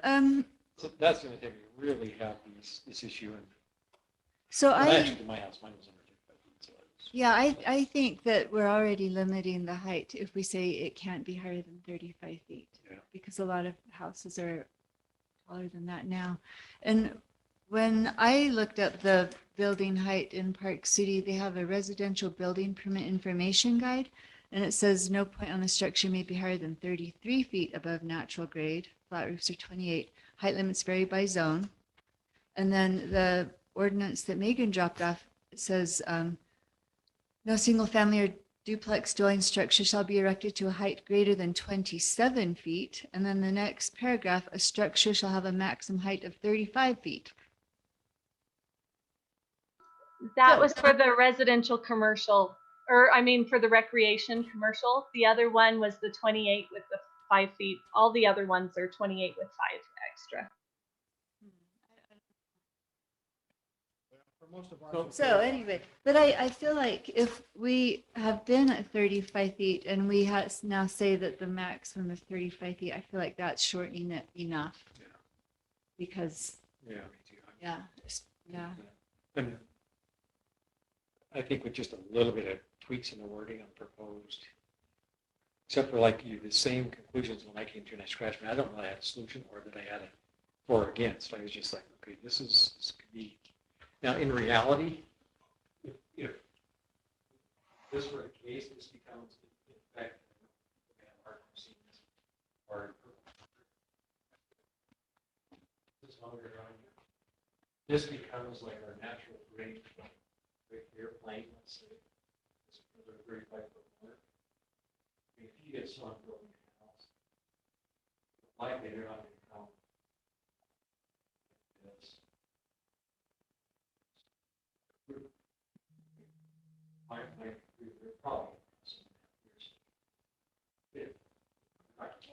Well, it'll be a little bit like this. Wayne, we lost Ted's mic there for just a minute. That's okay. He didn't say anything important. Yeah. Yeah, okay. I'm just pontificate. Looking at the checkered roof line that probably somebody wouldn't do within the 35 limit going up and down the slope there. So, Yeah, what I was saying is that I don't think in reality we can sit and just make steps in their roof going down the slope. They're probably going to build something less than that envelope so they can extend their roof line out. So I think in short, I think on a flat property, this is actually going to drive you down. In this case, definitely on one end, it's going to drive it down. The other end, I think, in reality, people aren't going to really push that. It's check the border. And you're basically establishing parallel line. Yes. Along the natural slope. of the land. And within that I know that. envelope, you could build within that envelope.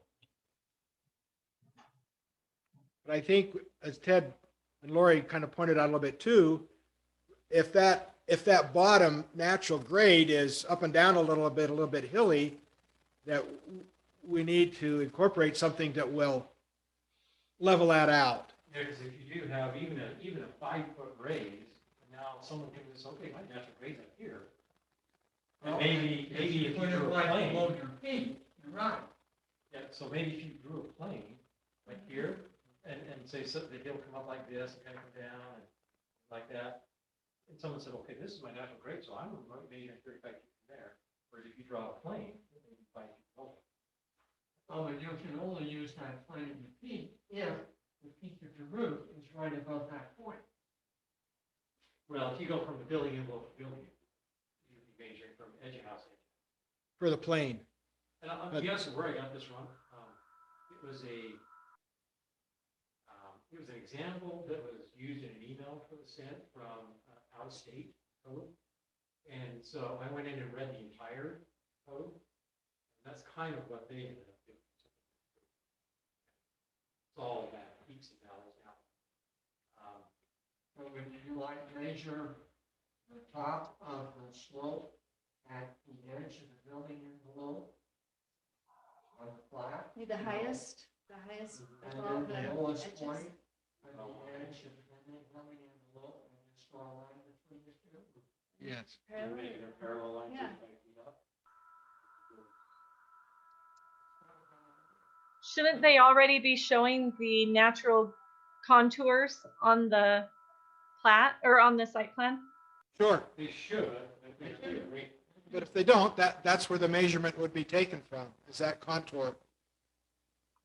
At the edge, at the high edge and the bottom edge of the building envelope. And straight line and parallelogram. Because it seems like it's really easy for the engineers to superimpose it and include it.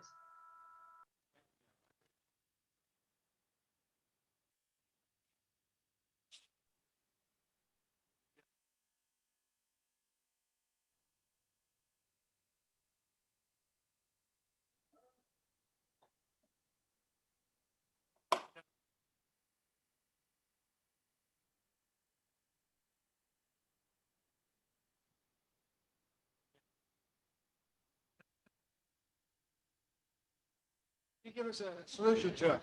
Like I said, the reality is, in my mind, someone's not going to come up here and build this house.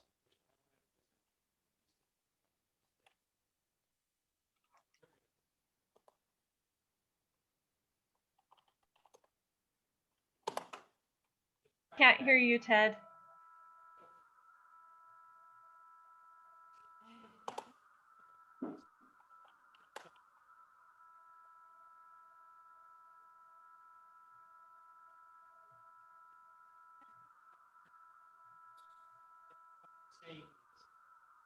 Even if someone did this, I think they're not going to be pushing all kinds of intermittent steps and try and stay underneath. But the reality is when something lower, costs harder and step. I think in the end, you're going to have something probably less than 35 feet.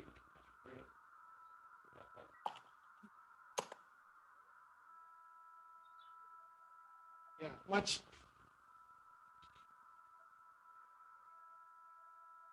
the same as this show. We've got a couple of ridge lines, but not a whole bunch of jagged ones on top. That's an expensive proposition too. You start doing that with roof line and trusses and the construction, and it doesn't Yeah. You could have a modern design though that where it was angled. I mean, there are. Sure, yeah. Where they're if they really want to push that limit, but they would still be under the 35 feet. Fortunately, people can still build ugly houses if they want to. Yeah.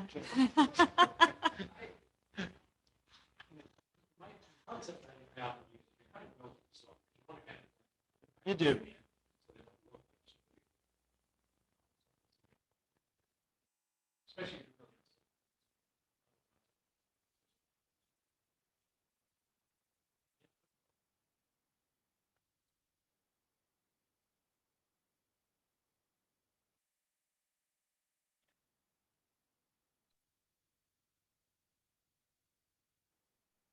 Jody, we lost the sound again. To build their home.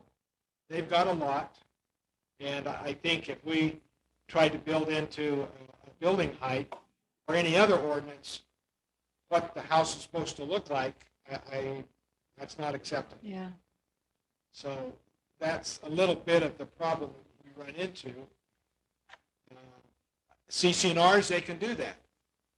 They can describe more how they want the house built, but that we run into problems when we try to make anything like that a city code. So are we kind of, maybe if we come up with something that says you take the highest point on the ground. Highest natural. Not natural. The lower of the natural or finished.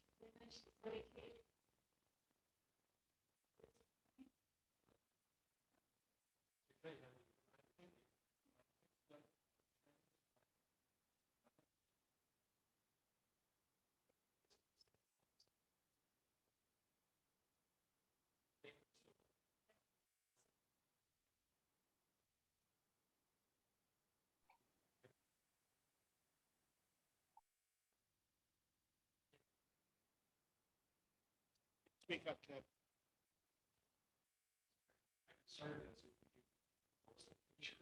This side of over here.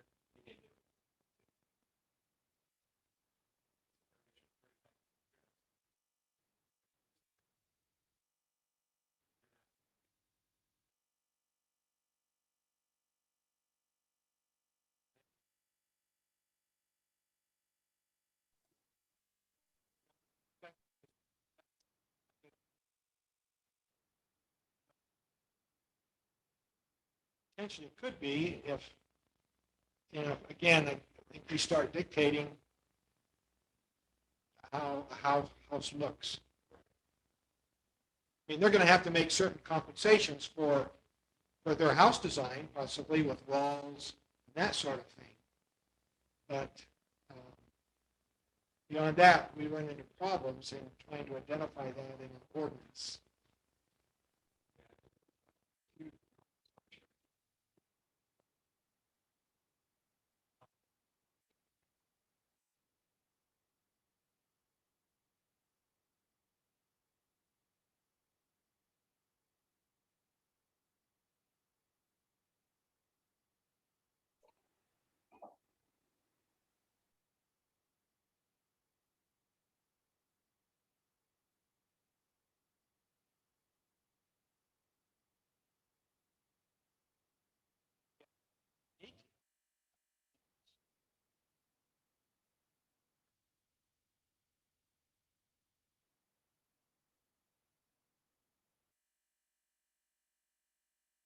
Okay, so yeah, I think it should be under 35 feet at all points, no matter where the house is or what the grade is.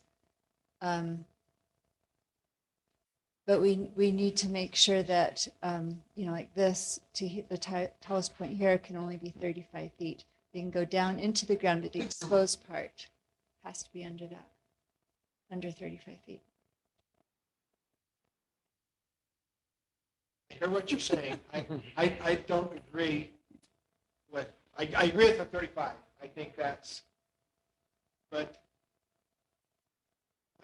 we try to start telling people how big a basement they can have exposed I just see a problem. Well, not basement though, just Well, house. Below grade, below Oh. grade exposure. Below below natural Below grade natural exposure, grade, not yeah, finished. below natural grade exposure.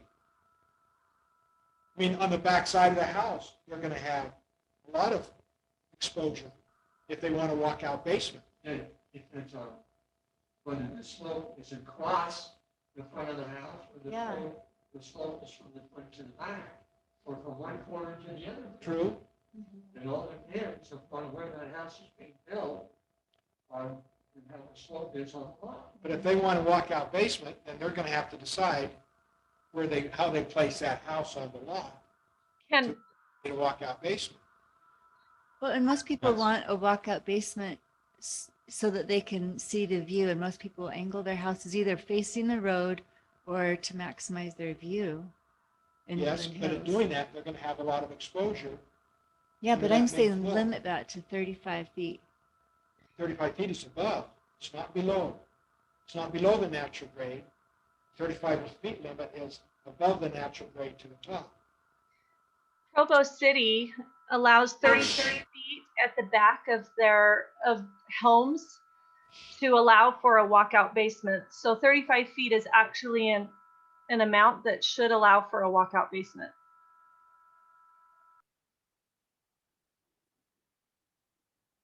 But you've got below the 35, you've got that exposed. If your natural grade was really like, That's generally the way the homes have been built here in the city. They don't include 35 feet, generally does not include the walkout basement.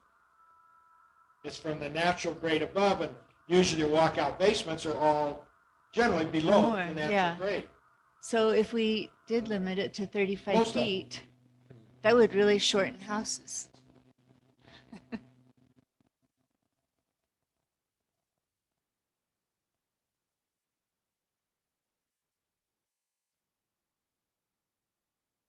Some houses with their walkout basement are adding a full story onto their house now. They have 2 stories and the ground could come level with the first floor. And then on the back, they have another full exposed story, Yes, basically, on one side. on one side. And Not a story. which is like, yeah, it's not yeah, not a story. Yeah.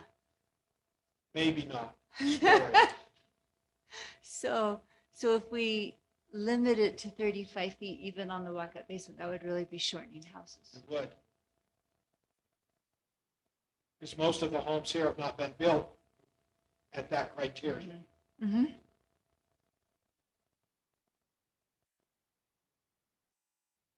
But they would stay within this, sloping up the hill in tiers and, have a more low profile home that way. Yeah, a real low profile, I think. But everybody seemed to be fine with 35 foot above natural grade. I mean, maybe natural grade wasn't clearly articulated by those making comments, but if they've, seen the material that's online and everything, that's what was proposed. Everybody seemed fine with 35 feet above natural grade for the limit of the home. Most of the comments on the HUD say don't change the ordinance. our current one or the Keep proposed? Story limit to 35 feet. Majority. The only challenge is saying, I have a challenge. I have a challenge with the story limit. And we talked about that. You might have 2 20-foot stories. I understand. Mhm. So if you say you still got the 35. But it's an or. Right, well, that's the problem with the. That's right. That's right. And say and. So should we just change it to and?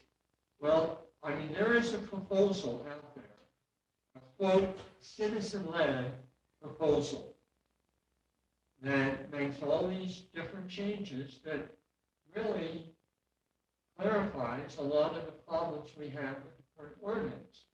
I still don't like it because it still has problems. It has other ambiguities in there, For instance, it talks about the finished grade being at the front of the house after settlement. When you're going to issue a permit, no dirt has been moved yet. How can you measure the finished grade in the front of the house after settlement before you give a permit? It's not possible. So even the citizen-led proposal has problems. That's not the only one. The other one, Remove the settlement. proposal is that it really it doesn't talk about building a house where the front of the house is on a slope. How do you do a basement is defined as 4 feet below the adjoining grade and the adjoining finished grade, which is measured at the front of the house. So in the front of the house, the finished grade is sloped. So how do you measure whether or not it's a basement or not? Yeah. Because there's nothing in there that says how you determine whether or not it's a basement when you have the slope at the front of the house. That's one of the consternations we have now with stories versus basements. And it, which is one of the reasons why we propose eliminating those things, to simplify it, so we don't have to worry about basements or stories. We're only talking about height above natural grade. And I think Ted's suggestion of the, what did you call it? The Grade plane. The grade plane, to establish a grade plane, and it could be no more than 35 feet above the grade plane, and we define what the grade plane is. Measured in the front of the building, the highest point, Higher end and the lower end. high end to the low end. And that's how you measure the grade plane, and you can't be more than 35 feet above the grade plane. I think that helps solve our issue that we've got in terms of a up and down kind of natural grade. But then at that point, won't some people be able to build homes of 45 feet? No, no. Not above natural grade, but they still could if they dug down. Yeah, if they dug down, if they want to have a sports court, 20-foot basketball court in their basement, they can do that. But it still limits it above natural grade to 35 feet. That's what the limit is. Okay, I just want to understand. I'm not trying to interrupt. I want to understand the grade plane would be on a, it would go along the natural grade then, and it wouldn't be just like a grade plane is established in the building code where you take, it would actually be on a slant. If that's the natural grade. If Yeah. it's level, then it won't be on a slant. But if Yeah. it is a slant, it's measured from this side of the house, the high point of the house, to the low point of the house. Straight line. And Now, what so- if the low point came like a third into the house? Would you still take the low point, or would you go to the edge of the house and average the two? It'd have to be the edge of the house. Got to be the outside envelope of the house. Outside edge of the house, building envelope, outside edge. And then you draw a parallel down up above that, and nothing could be higher than 35 feet straight up and down. Okay. On this side, but straight up and down. So it wouldn't be the grade plane as Ted, I'm asking you this just so I understand. So it wouldn't be how they define grade plane in the building code, where it's one single elevation. No, it's just a grade plane, which, and you can draw it however you define it, a grade plane. This was actually some terminology that was taken from another City. community like this, and they basically just draw this grade plane, and then they build this envelope. Is essentially what you're doing, and nothing can go above that line parallel to the grade plane, 35 feet. So we don't even have a definition for grade plane in our Right, we current don't. ordinance. So We don't. It'd be No. we'll something- create that. No, At least I'm just as related to Ted this. knows I'm Yes. talking about the state building code. Right, as related to this, it would be Okay. something we But we don't follow state I mean, are you suspended with IBC or IRC? Yeah, it's IRC code and IBC code. So that's why I was asking. I wanted to be sure it was different. Yeah, and this other, they defined it right in their ordinance. Here's what Yeah, the grade plane and we do is. that. In the building height ordinance, they define the grade plane. And then they basically say nothing can go, you draw a parallel line 35 feet above, nothing can go above that. And I agree with some of the wording things in there. It probably should say, if we're going to leave that language, any and all points. Any and all points. This says any. Or, yeah. So in my, and certainly we'll want to run that by the attorney, you know, because Yeah. in the end, it's what can you defend in court? It is to what we're trying to intend to do. Sure. And make sure we got the wording right, but still, it does allow people to dig down, but I don't know how you address all that with one building height ordinance. That just begins. So the grade plane, And really, what's going to limit on that? Well, I guess I can build a vertical retaining wall. Never mind. so what, so you're still saying that if they built up the grade plane, They can't build it up. can't build it up? It's natural ground. But if they dug it down, then they could still have a taller house. No. It'd be taller house. It would just only be 35 It feet would above still the be natural 35 grade. Not by feet our under- measurement, though. It would be taller than 35 feet from the natural. Right. Yeah. But the it house could itself, still if you were be to measure taller. from Yeah, the you want to bottom of have, the house to the top, it could be taller. you want to have Are basement. there ways that we can discourage that type of grading? Because that creates drainage problems for people downhill from you. Do we do that now? Do we have any? I don't know because our grading, correct me if I'm wrong, I'm kind of new to this, but I know most cities have a grading ordinance for houses. You can't grade anything around your house to drain to your adjoining lots, your neighbor, basically. Right. So that should protect them. So So we have whatever they ordinance like do that? with that, they Yeah. would have to fix it in their plan to make sure they're not draining onto their neighbor. Now Who's that's looking to make sure that happens? Yeah, and I'm not sure who. Yeah, I think that's beyond the planning commission's. We look at it as Scope. part of the site plan. Yeah, okay, so part of the site plan, but And the subdivider should be looking at that when they design lots also. mhm.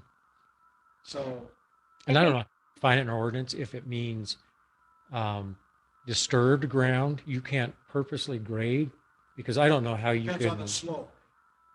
yeah, because I don't know, like half of my lot, I don't touch, but it still drains away from me down the hill. And there's Mhm. no way I could stop that from draining. Yeah, there's a No. natural. Yeah. So and you don't want to prohibit the natural drainage from working like it's intended to Correct. function, because then you're creating more and more problems. So Yeah. I think in a sense, yeah, I mean, our grading ordinance should take care of the issue of them, whatever they disturb, they can't add waters If they going did to their disturb it, neighbors. then they have to remedy it. Yeah. But Keep at it a on their certain property. percentage, they can't disturb it. Right.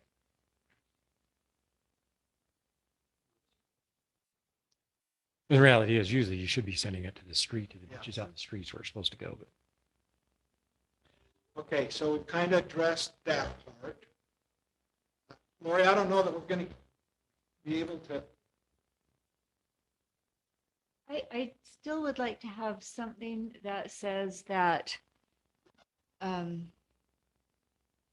house itself can't, if they are digging down or they have they're building lower than the grade plane, the house needs to come down also.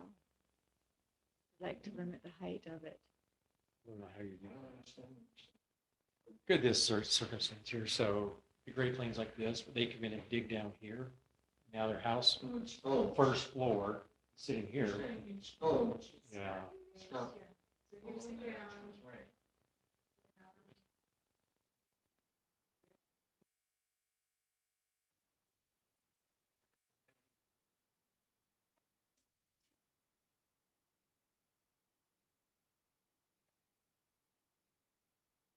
How much we get into that much detail? So this is the natural grade that they've added on. where's the front of the house? Higher. No way. What?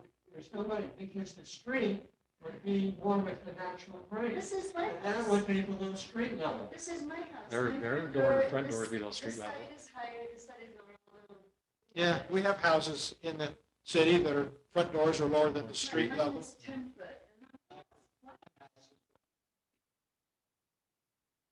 It's possible. Well, I know, but a lot of the houses built like that, and their current ordinances would be illegal. Were probably illegal when they were built. But we're not doing anything about that now. Okay, but that's But what's now it wouldn't be illegal if this got passed. What was that?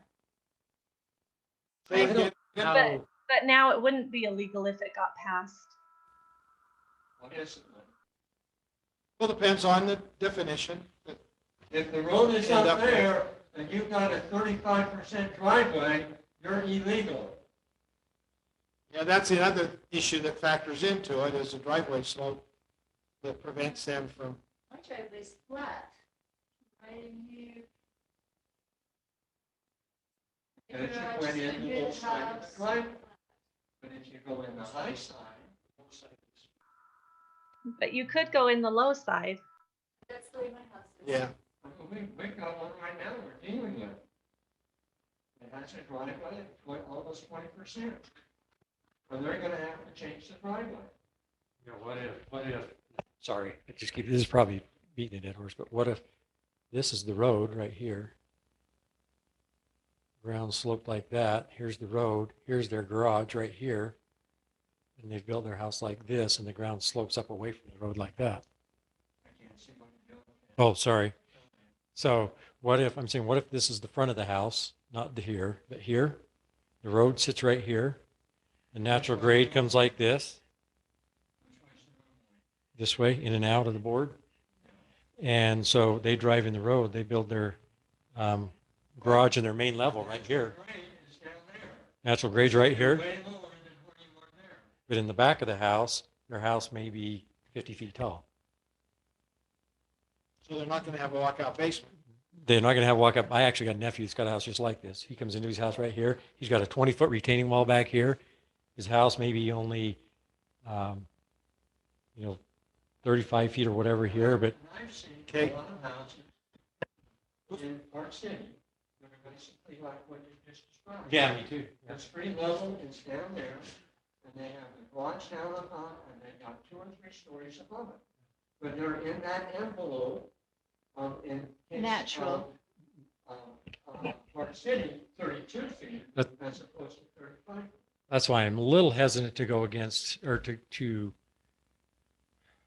looking at this to say we have to limit them to 35 if we finish grade, because if they're coming in from the main street, it may be only 35 on the front, but now they have to kind of dig out the back to get their house up there so they can see out their windows on their main level without looking at a retaining wall. You know, we still got to allow them to do that. If they want to put a retaining wall in, if they want to look out the window and see a retaining wall, Yeah. that's up to them. But the house above them is not going to see that because the natural grade is above. But the retaining wall could become a safety hazard to the house above. Well, and you could have. Not if it's engineered right. And then a house right here that can see that. I mean, think of your ground coming forward, the house is right here, looking at that ugly wall. And that big, tall, But that would be one circumstance, right? What if it's the other? Then you've limited someone who has to build this way. You know, I mean, I think we've got to make sure we're trying to accomplish our goal without getting so restrictive that we have forced people into building one way. Well, I think If that though, makes the sense. other thing in the ordinance is that we prohibit what Lori is suggesting in terms of getting out, is that we are supposed to retain the natural contours of the land. And if you're getting out like that, you are not retaining the natural contours of the land. I like that. Where does it say, where's that come through? Well, it's actually, it's in the. It's in our general plan. Yeah, I think the general plan does make mention that Because we do have high retaining walls up here that are just like that situation. Yes. There's a few. Over here. Yeah. Yeah. I know there's one right up on Eagle Nest. Yeah, there's a couple over There's here. a few, and there's one right up here. But there is something to be said that there's interest in wanting to retain the natural. Yeah. And that's what Summit Creek designs homes specifically to try Exactly. Yeah. to do over there. Well, I That like they, that. they can control that a lot through their CCNRs. Mm-hmm. But I don't know that we don't want to encourage what you're talking about. But I'm just not,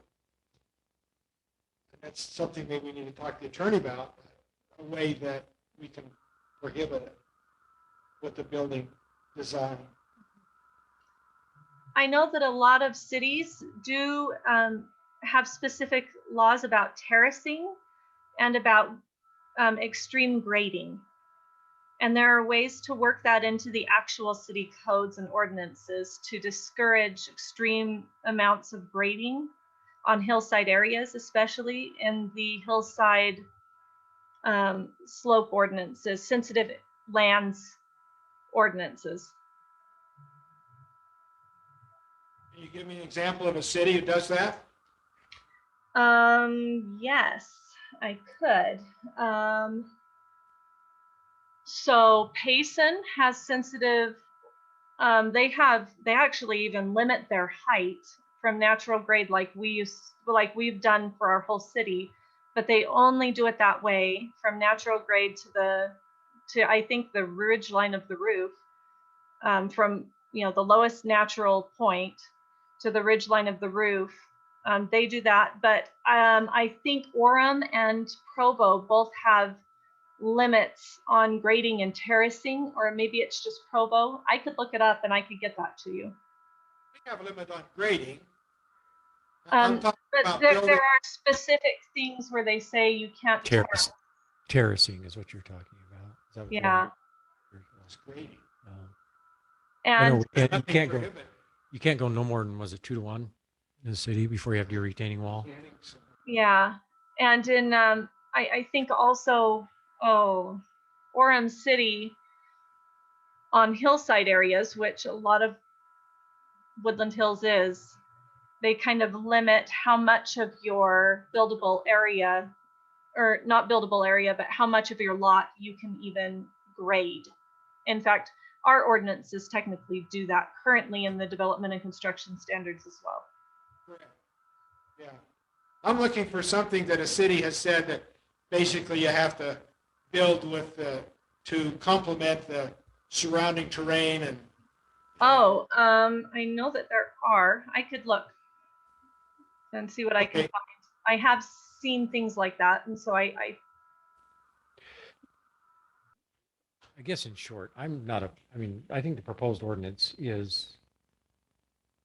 gives us a good direction with maybe some tweaks. Yeah. I guess in short, I think it's a good direction. Make a motion. Just a minute. Are we through? Here you go. I mean, there may not be a second. I'm just wondering if there's more discussion. Okay, go ahead. Okay. I move that we put off final approval of the height ordinance code until we can work out the details in terms of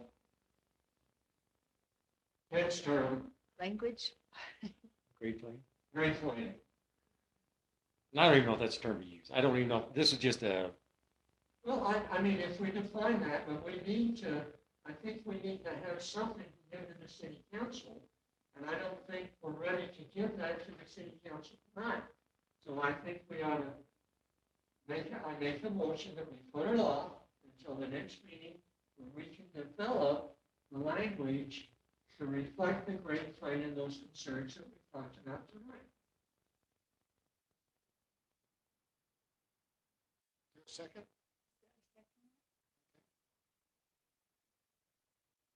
Discussion?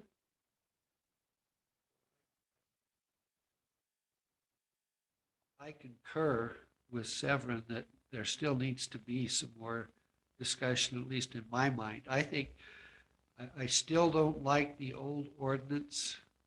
I do like what we're trying to accomplish here with a definitive building height definition to maintain the integrity, the atmosphere, the environment of our area.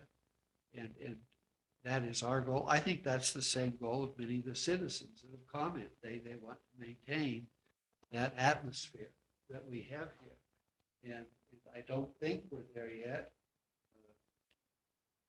My dad used to say, maybe we're PDC.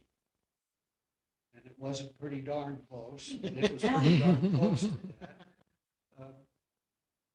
But it does take some tweaking, and I concur with what Severin is recommending. I would only have one other thing to maybe add to that is that if, and I don't disagree, I think it does need just a little bit of tweaking in some of the wording and maybe a couple definitions, and I think we're really close. But I would like to see us come to some sort of decision. Tonight? Not tonight, by maybe the next planning commission meeting. Because one thing I don't like is when things just keep getting kicked down the road. No, So, I'm not a kick down the road. yeah, that's good. So I would like, I think we walk away with some tasks so that we're.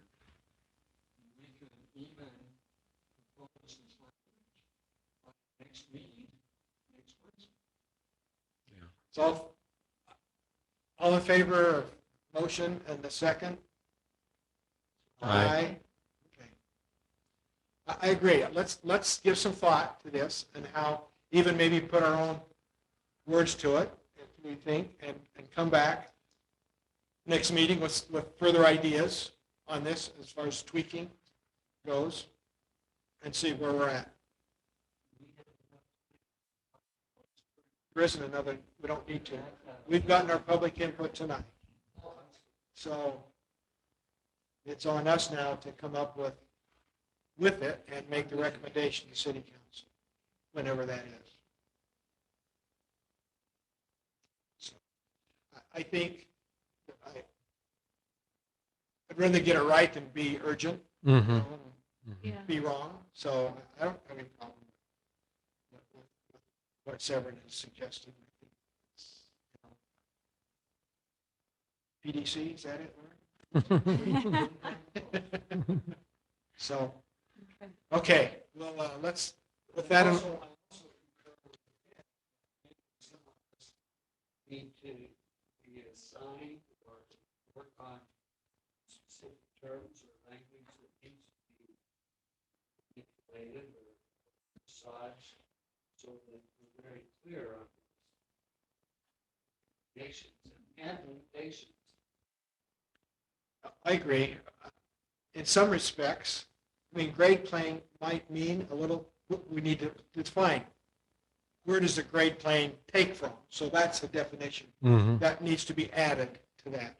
But even if you use that term, it's kind of a generic term, but we can apply it how we want to this definition. Yeah. And that was just, like I said, a term that was used somewhere else, and maybe we come up with a different term. I don't know, but that was just kind of the concept of just eliminating that ambiguity.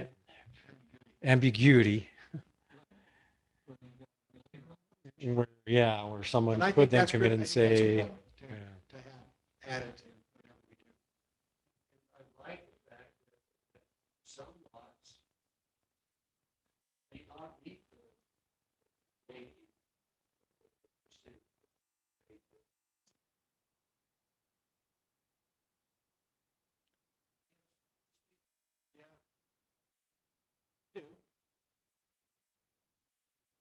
Now, one comment that was made tonight that I take exception with a little bit is there was some who expressed concern with, I guess, having a narrow lot and having a home up and down because the contour lines were running maybe crosswise with what would be building. And I think if we were to implement something like that, there may be some lots in the city that aren't conducive to that kind of a design. Do you follow what I'm saying?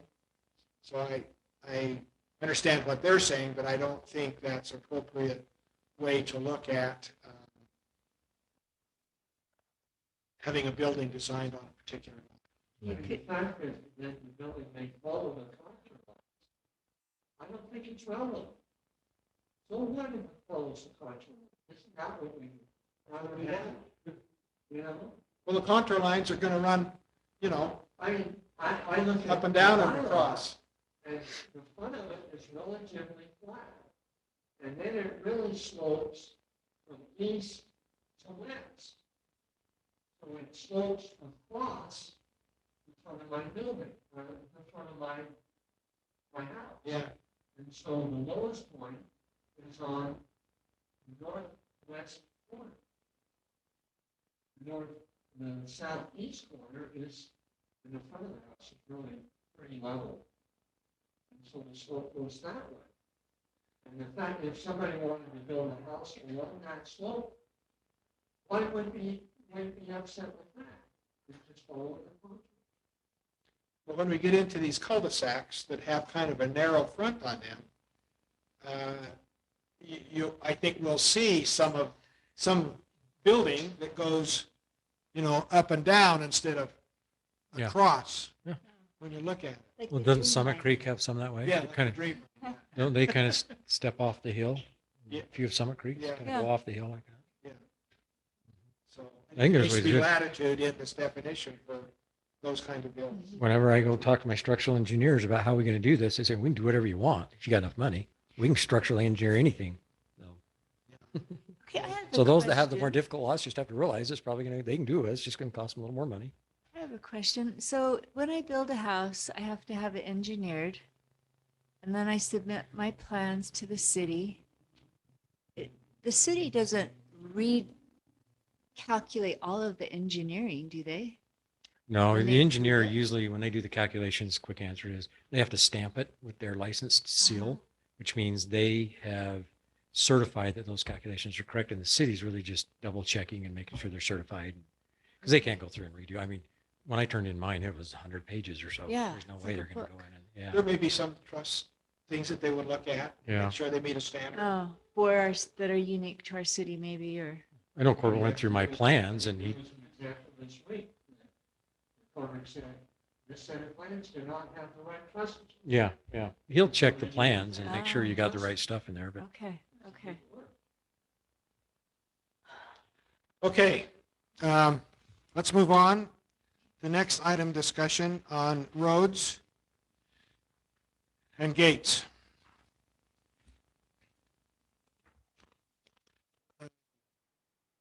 Severin, why don't you give us some of your little bit of tally sheet there? Well, since one exception. Severin, can you move closer to the mic? Or move the mic closer to you? stop sharing that. No, it still didn't work. Oh, is it on? One exception. Are you hearing this, Steve?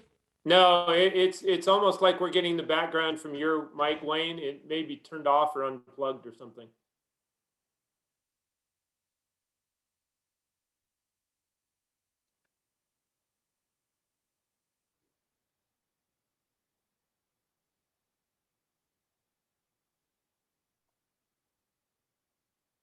Now we've got no sound. Your battery's dead. Have we got sound now? Yep. Great. Thank you. Okay. With one exception, all of the comments were from residents of Summit Creek, which were all positive for keeping the gates on the major road as well as any of the side roads. There was one comment from a resident of the other part of Woodland Hills that said no gates. There was one other comment. Well, actually, there were two comments outside of Summit Creek. The other one said that they would agree with a gate on a cul-de-sac, but there should not be any gates on through roads. That was Thompson. and Wright was the one that said no gates. Everybody else were residents of Summit Creek. Residents of Summit Creek would say there should be no gates, or there should be gates. Okay, let's have a open discussion about thoughts and views that were expressed and comments. And Well, I think, to me at least, the biggest issue, the safety that everyone was concerned about, the fact that we've got operating gates at the bottom and the top of Summit Creek Road is not going to slow anybody down. Somebody has made the comment in a previous meeting that if anything, they get slowed down in the gate and they speed up to make time. So I don't know that that's going to do anything. However, having said that, if we go back to the plan for Summit Creek, that I think is part of what the discussion should be too, is that on that main Summit Creek Road, there is provision for 3 speed bumps. Now, they're not little speed bumps, but they're raised areas that are raised for like over an intersection and then go down. And I think that is going to help control the speed better than what the gates at the bottom and the top will do. I know there's, as I understand it, there's an issue with that with snow plowing. But maybe that could be overcome some way to accommodate the slowing down of traffic and not creating an issue with road plowing. Will those speed bumps give people peace of mind and discourage solicitors and raise property values and prevent porch thieves and raise property values? No. Can I ask a question, Wayne? Just more of a semantics question. So, right now, if I understand it correctly, does our ordinance say no gates on public roads? Is that right? Do we have an ordinance that says that? Yes. No. Well, it's the R119 Got removed? Okay. overlay, isn't it? Well, that's the overlay zone. Let me clear my mind a little bit more. The R119 zone with the Mountainville overlay, which is what Summit Creek's in and Four Seasons is in. It says they can have gates, but they have to be open all the time. They can't be closed. So in that sense, even the gates on the public road, Summit Creek, which runs through that, and that's a R119, that falls within that ordinance. So it makes no distinction between public or private in the ordinance. Okay. And I guess where I'm ultimately going is, oh, go ahead. If you look in your ordinances, I think 11.5-2D says you can have no gates on public streets. That might be the one that got changed. So, and I guess ultimately, and I guess Severin, it's- can you clarify, is that in the most recent codification or not? No, that's reference to that one sentence that you asked to be removed when there was a review of Title 11, and that got removed. But it still is in the R119 zoning ordinance. Do you understand the difference? Is it in the R119 zoning ordinance or is it in the Mountain Villa overlay? Mountainville You're overlay. right, Mountainville overlay. I'm sorry. Okay, so just, not to be semantical here, but I think to answer Ted's question, at least as far as I've done, and you can check with the city attorney, there is not an ordinance that relates to gates at all. In fact, they're not mentioned.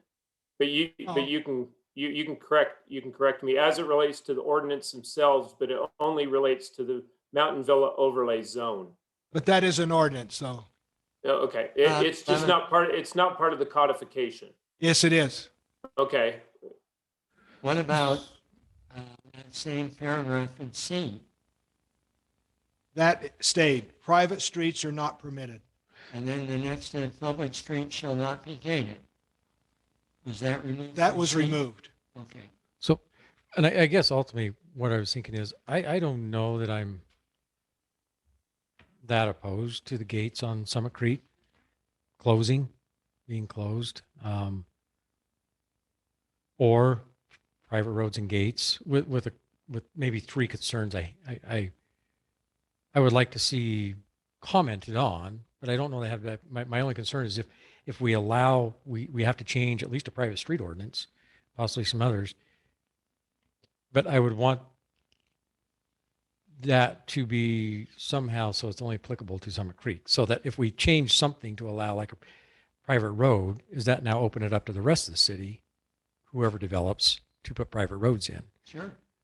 Now, granted, there's not a lot of the city left to develop, Well, but below. down below, up here, there's not. So, and maybe even private roads, I'm not that concerned about. Well, I'm not opposed to them with a few concerns. One with gates, and being part of the emergency services and response. I know they say they've got the SOS, and they do. It still slows you up just a little bit.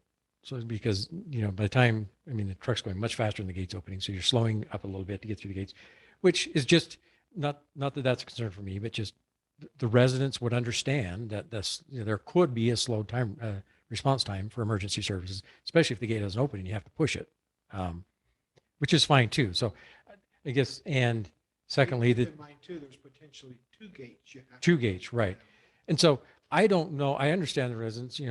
They bought into the community for the gates and was part of it and all that kind of stuff. And I don't really have that big of an issue with it, even when they were closing when we were here.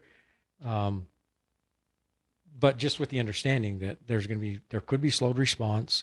Also, that the roads, there is a mechanism, a financial mechanism in place to maintain private roads, because you wouldn't want them falling in disrepair, because even though they're private roads for those citizens, they still are part of a visual of the city.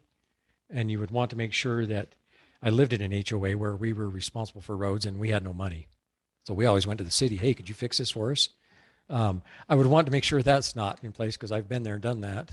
And then I just wouldn't want to put gates in other locations, especially down Woodland Hills Drive. I know that was brought up, but I've left this town in an emergency vehicle before in a hurry, and there's no way I would want to have a gate, at least for Woodland Hills Drive, just because that would be, you're leaving fast. Right. Okay. But beyond that, I don't know that I'm.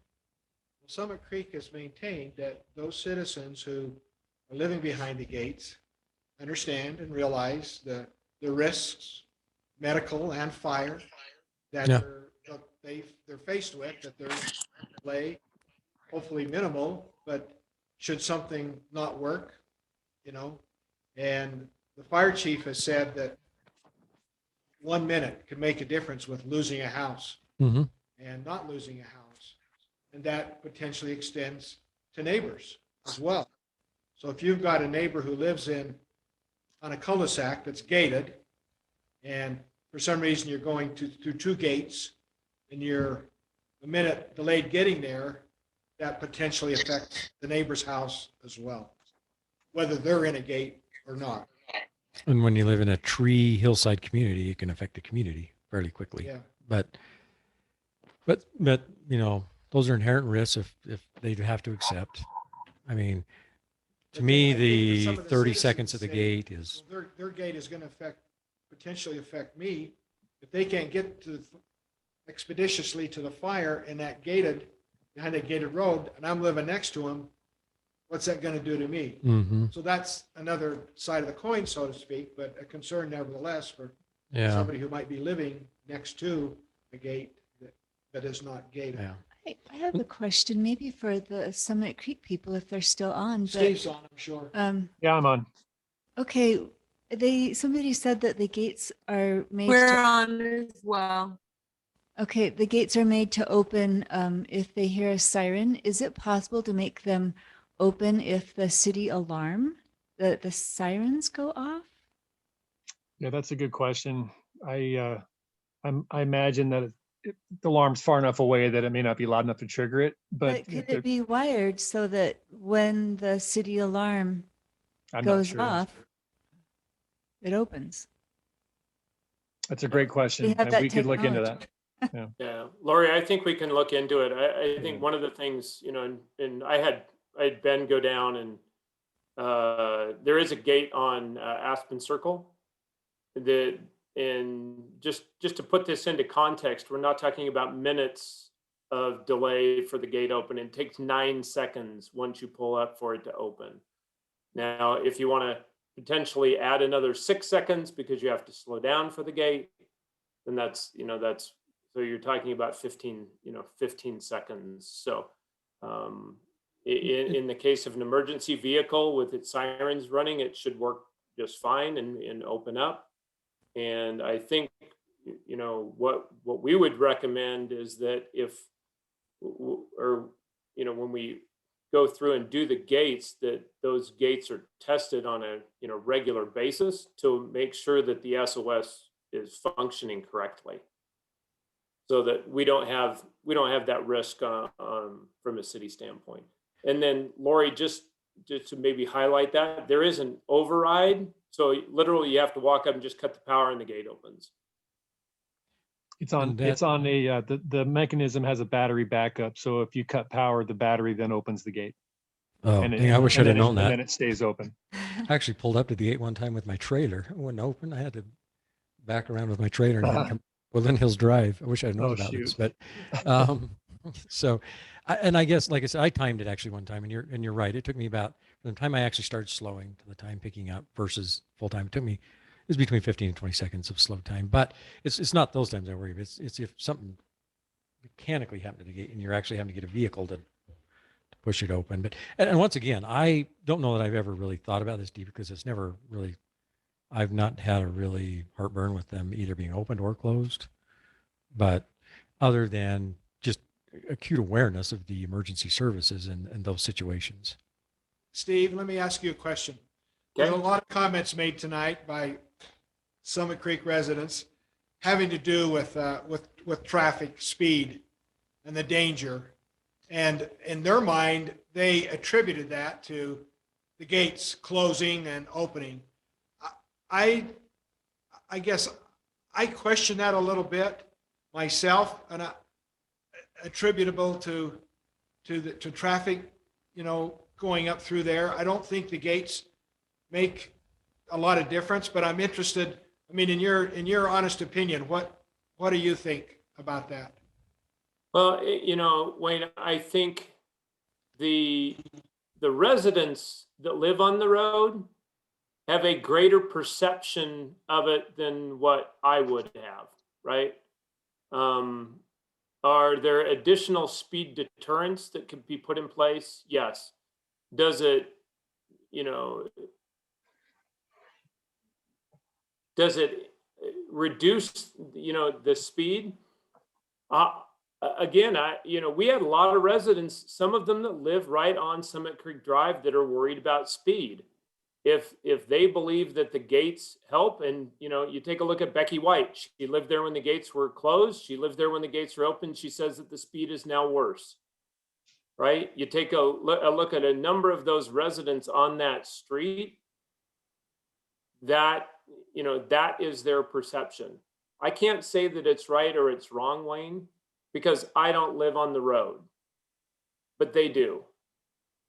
So, you know, that I would, I guess, yield to their opinion on that. Okay. And I would maybe even just comment one thing, and well, maybe I don't even need to comment on that. I was just, I think you know where we live down there off Eagle Nest, and there's a lot of traffic. I mean, weekends from 10 o'clock at night to 3 o'clock in the morning is like a freeway by our house, with all the vehicles. And it seemed like when they were closed a little bit, me and my wife commented on this, we had a little less traffic that would come there on the weekends. Now, I don't know if that had anything to do with the gates, but Yeah, Ted, I would agree. We didn't hear a lot of comment about that. But if you go back into the city council minutes over the last 2 years, there's been a lot more discussion of making sure that the sheriff is up there in that area now than there was 2 years ago. I can't attribute that to the gates being open or gates being closed, but that is something that has been noticed by us.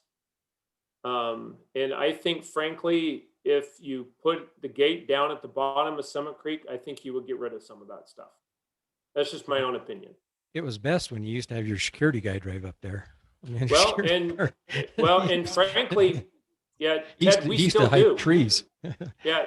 Well, that was a different security guy, and he was a little overzealous. We'll call it that. But Oh, I got to know him pretty well. He was Sometimes that's not a bad thing. yeah, it wasn't. There was, But- I don't know which one you're talking about. There was a younger one and an older one, and the older one we Yeah. got to know pretty well. But Well, and Ted, to give you an idea, that is one thing that hasn't changed. We've kept up the security at the same level. So I'm just trying to, eliminate things as I go along to try to figure out, okay, what's the root cause of it, yeah, right? Is that a root cause? Is it a deterrent?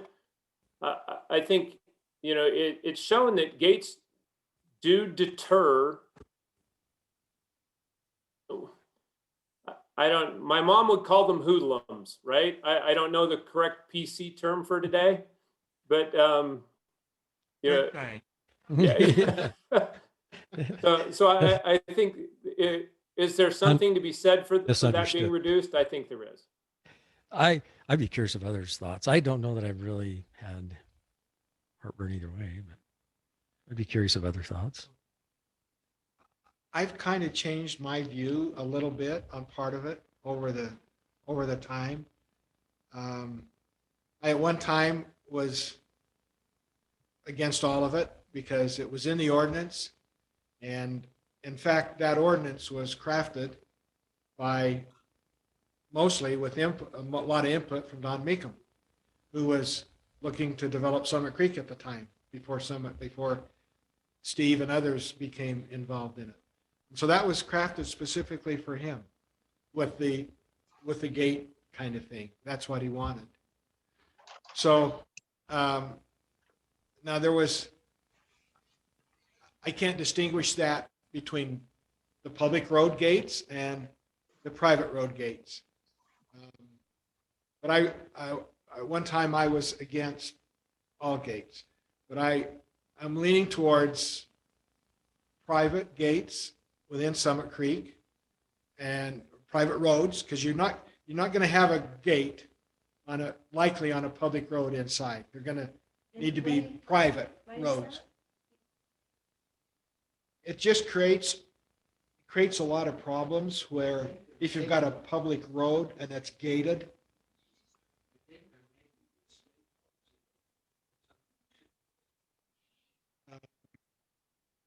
So Attorney said that he didn't know of anything. we can check on it further and see. My What was the question, Wayne? about having gates on public roads. That it seems that, at least my research, if you're going to have a gate, it's going to be on a private road. When I did my research a couple of years ago with a lot of cities, very few cities had public roads with gates on them. Now, somebody said tonight that they named a whole litany of cities that have private roads or have public roads and gates, unless I misunderstood. Yeah, Wayne, that was my comment. Let me clarify that just so you know. Okay, there were a number of cities, and I can go through the list again, that allow private roads and have private roads in their ordinance. It was not allowing private or gates on public roads. That was not my comment. So I just wanted to clarify that for you. Okay, but the gates are being allowed on private roads with those cities that you talked to about? Not sure. The main purpose of my comment was currently there is, as Severn pointed out, there's a city ordinance that said there shall be no public or no private roads. Right? What was before the Planning Commission today is a discussion on whether there should be private roads within the city of Woodland Hills. The point of the discussion that I was trying to make is that there are a number of different cities surrounding Woodland Hills that do allow private roads. So we would ask the Planning Commission and the City Council to consider the ability to have private roads. Okay, That was the basis for my comment. okay, I understand. Some of the research I did a couple of years ago, a lot of the cities did not allow them because what they found was that after a period of time, the private roads would fall into disrepair. And then the HOAs, whoever owned those private roads, would come to the city and say, we want to turn these over to you as a public road because they're all in disrepair. And the cities would flat out tell them, we're not going to take that until you make the repairs and bring it up to our standards. Now I know and I understand all the roads that Summit Creek is doing are being built to city standards. So that doesn't become an issue where they're, making a dirt road a private road. They're all up to standard, up to the city standard. So that is not an issue. But I guess getting back to my main point, I'm more inclined to feel accepting of private roads and gates. I don't think you'll see, my view is I would be hard pressed to allow gates on public roads. I think if you're going to have gates, then you need to make the roads private. And I'm not so much against that. I do.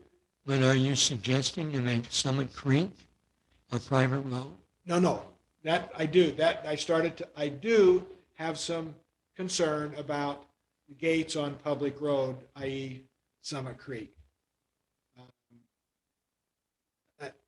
So I'm not. I have one other concern that I'd like to express, and if we seem to be leaning towards allowing those gates to be operational on Summit Creek, one of my concerns is the liability around those gates. Because I know of at least one instance where someone's car has been damaged by a malfunctioning gate on Summit Creek Road. And the HOA said, not our problem. We're not responsible. We're not liable for a malfunctioning gate.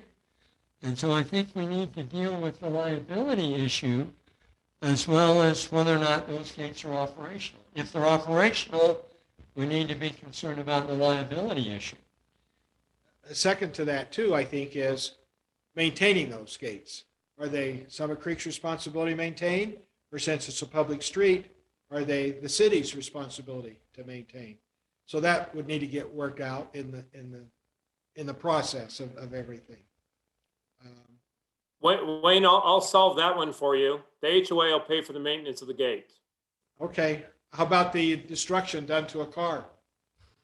I don't know the specific instance that Severn was talking about. Okay, I understand. But it would seem reasonable that HOA would be responsible for that as well.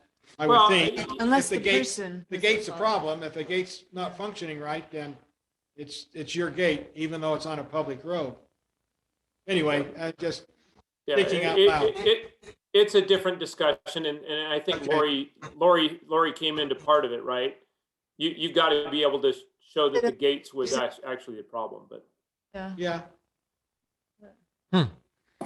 Is I wonder if there's some legal issues that we need to check into putting private facilities on public roads.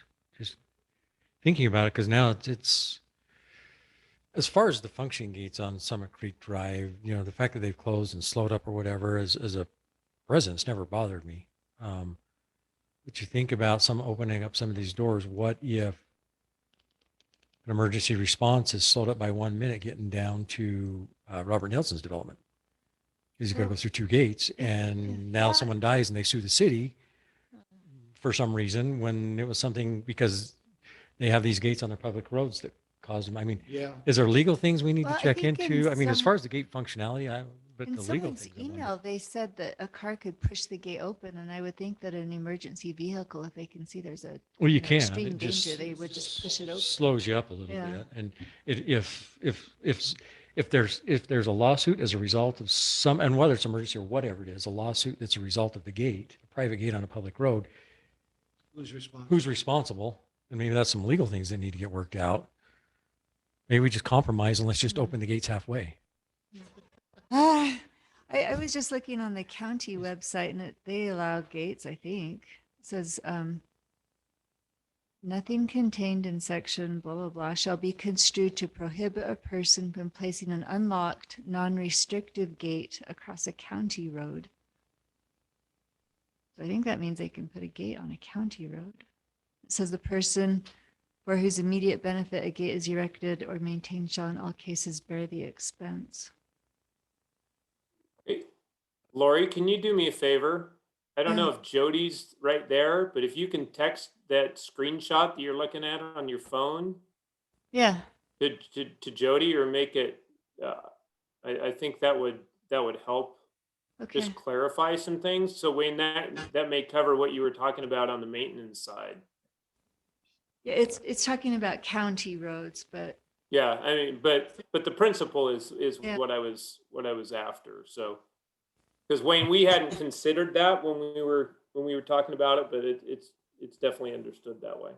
Right. And I'm kind of leaning with you, Wayne. I think as far as the private stuff, there is a concern when that gets, eventually, 20 years down the road, if it hasn't been maintained and HOA goes defunct or something, and then what happens. But if there's some mechanism in place where the HOA is building the funds to maintain the road, so that even if the HOA is defunct, the funds are there to take care of the road or get transferred to the city. I think that's a solution that could be worked out, and I don't know that I got a problem with that. And what they do on those private roads is fine, but I think there's more, at least in my mind, there's probably some legal aspects we ought to check through on those gates on public roads. Just Yeah.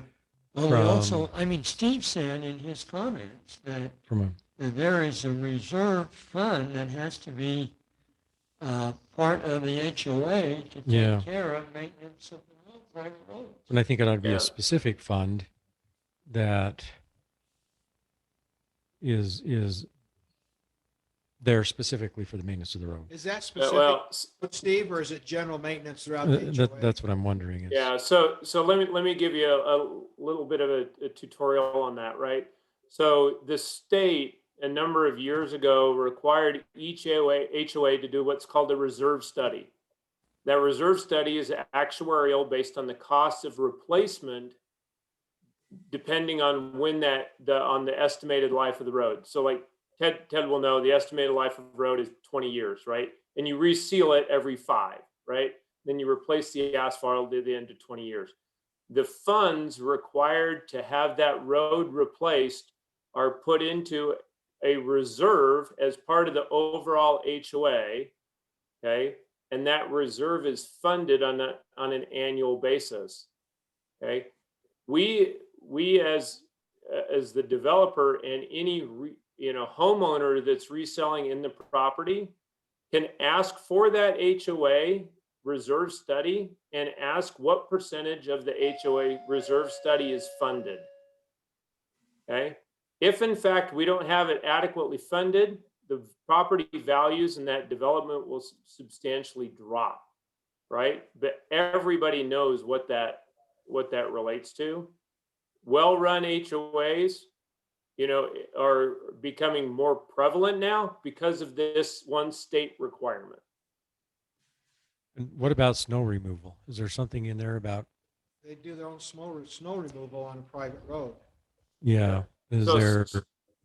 So Ted, snow removal is funded on an annual basis. We've currently contracted with Ted Hone. And that cost is not very much. Because the amount of actually private road that we have, right, isn't very much. As it relates to, you know, the expansion, you guys have seen the plans. It would increase, but also the number of homes would increase. So we don't think that jobs our city. Yeah, and that's well, and it's an annual expense, right? Yeah, we don't. You're exactly right.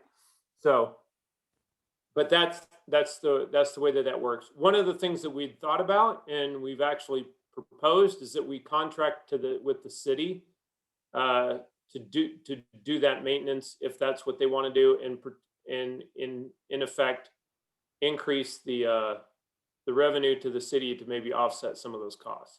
Now, it can't be done at a profit, but it can be done to offset costs. Okay. I'd like it to be done at a profit, but Jody says I can't do that. So.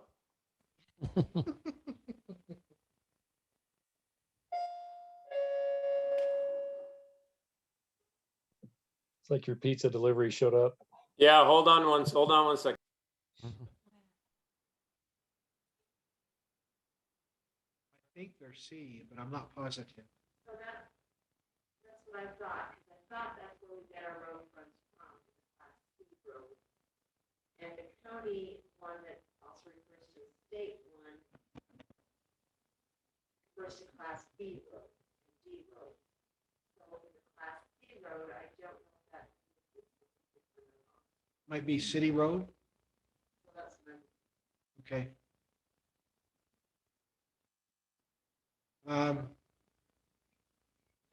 think, I mean, these three questions are interrelated. You know, city want to allow gates on a public road?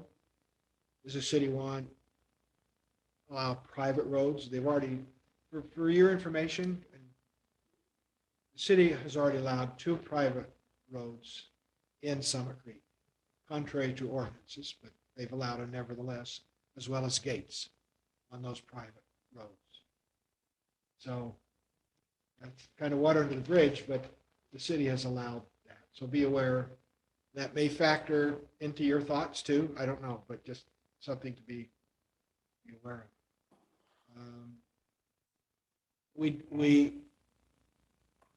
The city differs somewhat with Summit Creek's view, and when they first established a portion, or maybe a good portion of Summit Creek, they provided a preliminary plat to the city.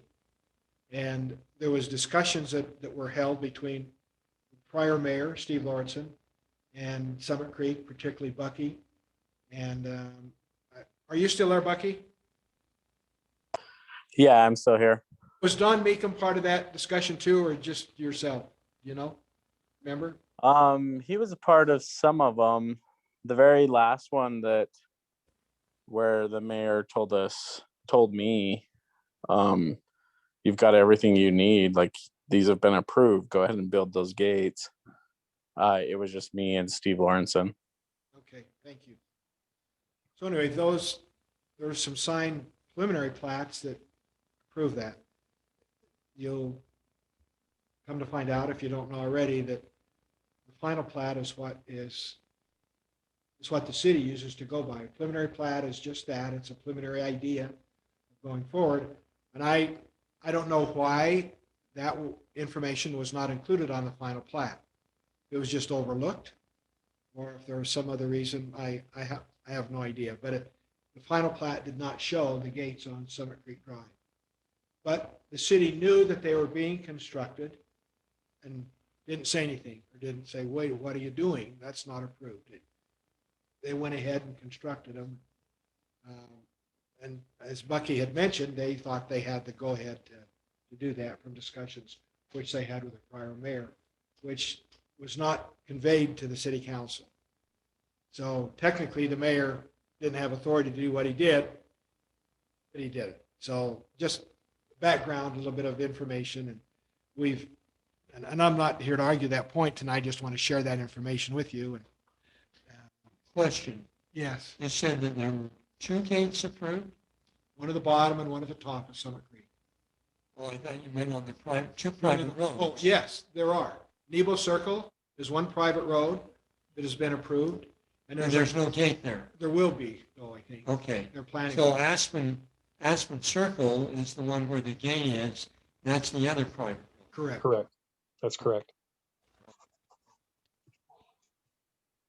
So, and my concern in kicking this can down the road, which I don't want to do, is Summit Creek's coming up. They're gonna, in the near future here, present a new updated preliminary plan, and there's gonna be gates on there. And it's gonna be open. Is for it private discussion. roads in their Yes. preliminary? Okay. So to benefit them to know where the city's coming from, the city needs to take a position on it. A recommendation from us, city council will be the ones that decide, regardless of what we recommend. But I'm trying to push the issue so that get it before the city council, and hopefully a decision will be made and Summit Creek can decide what they want to do after that. They feel pretty strongly about approval process that they feel was granted to them. So I don't want to speak for them, but that's the position they've had. And we've had a lot of discussions about it over the last couple of years, maybe longer. So, but it remains not resolved. So. Okay, would it be appropriate then for us as a commission? I've kind of gotten a sense of where we are, and maybe you're wrong, to propose that we change the ordinance to say that private streets may be permitted and that private streets may be gated. Propose not change those 2 changes to 11, I think it's part of 11. And we need to 11.5. change, we need to change the Mountainville overlay to allow Right. That's gated, true. closed gates in that community. So Approved closed gates. if we make that proposal and vote on it, you think that's appropriate at this point? I do. I would like them to have their gates on the public roads also. We can divide this. Can we say, that's why, can we separate that issue out so they're not one issue in the same? Yeah. Because I don't know that I'm ready on the other one until I understand more legal aspects to the city. What I don't want to have happen is something happen on a public road as a result of the gates. Someone sues the city and now all the taxpayers are paying for a lawsuit because of that. Now, if we can understand and divide the legal issues, I might be more prepared to act on something like that. But I think until I understand that, like I said, I philosophically don't, the gates are not that big a deal, but the legal aspect of me having to pay for someone's lawsuit is. Yeah. We could take one vote tonight on what Severin talked about, and we could check into legal issues Yeah. and wait on the other for a future meeting, depending on how soon we can find out what legal issues there are that may then help us make a decision. And maybe the Summit Creek people can help us find legal issues that will show that it's okay. Sure, that's, you bet. Thanks, Lori. We're glad to take on whatever you guys think that we need to take on, so. Okay. Larry?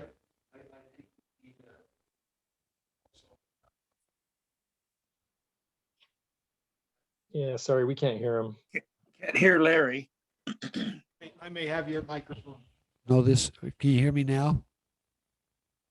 Yes. Yes. I was having flashbacks of city council. I heard Doral's voice in my head.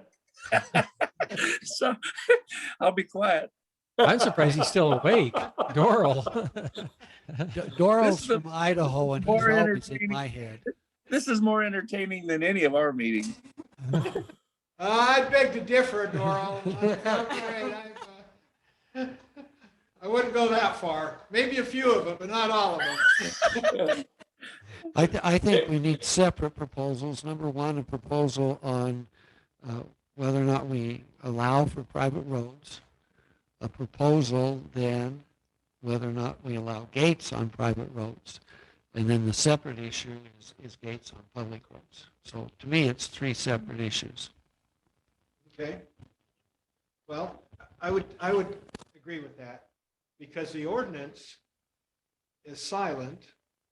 The Mountain Villa overlay ordinance is silent on private roads, but it does address gates. But the reason it's silent on private roads is because the gates are open, so there's no issue with private roads. They're a public road, an open gate, so it allows the developer to put that in. Eventually, that if it's a public road in there and a gate, eventually that would be transferred to the city as part of the public road easement. But if it's private, obviously it would not get transferred to the city. It would remain with the HOA. There are issues that relate to private roads in the city. They have to give easements to the city to get in and repair water lines and utilities and things like that. So easements are added to that. I mean, we don't have to decide on easements, but that's just another issue that the city would need to address then with anybody having private roads, is make sure that the city gets the easements that are needed to Which is not different. Which is not different than private property. You have easements throughout Right. the city for different things. Yep. Okay, I've got another question. It kind of ties into everything we've been discussing about. Where are we in terms of the future development of Summit Creek?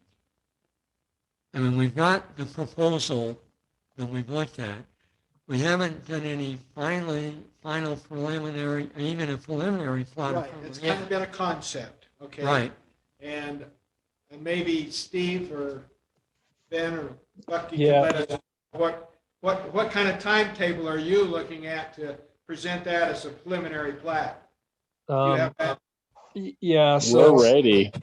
we're ready. It's just, we're waiting on, obviously, how this goes, right? Because this affects us greatly. Yeah. So So Wayne, one of the concerns that I think the city council or in the planning commission brought up when we met jointly a number of weeks ago was that it was difficult for you to approve, if not impossible for you to approve something, right, that was not following city ordinance. So Correct. the plat or all of that stuff is going to be ready to go as soon as you guys have the ability to give it the go-ahead. So Severin, I don't know if that answers your question or not. But. All right, the reason I asked the question really was that if we go ahead and, as a planning commission, approve these three things, changing, that we would allow private roads, that we would allow private gates on private roads, and that we would change the mountain overlay.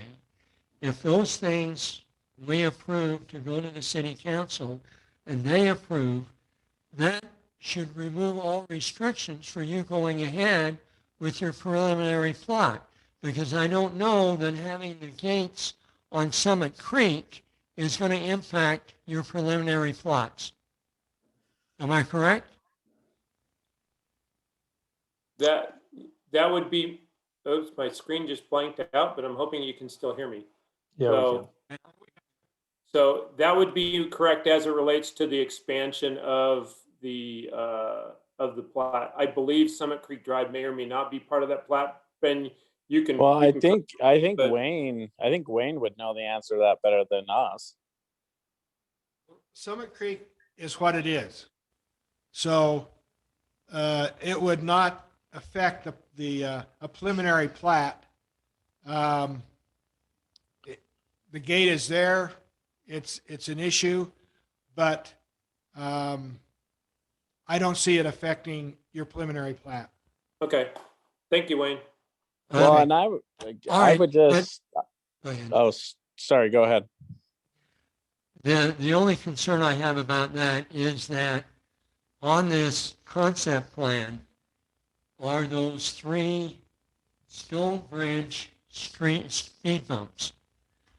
And so I think that, to me at least, that's an issue that can help with the residents' concerns on the speeds going down Summit. Now, Severin, the issue with that one is that, as you noted, that's a concept plan. That's not a preliminary plat.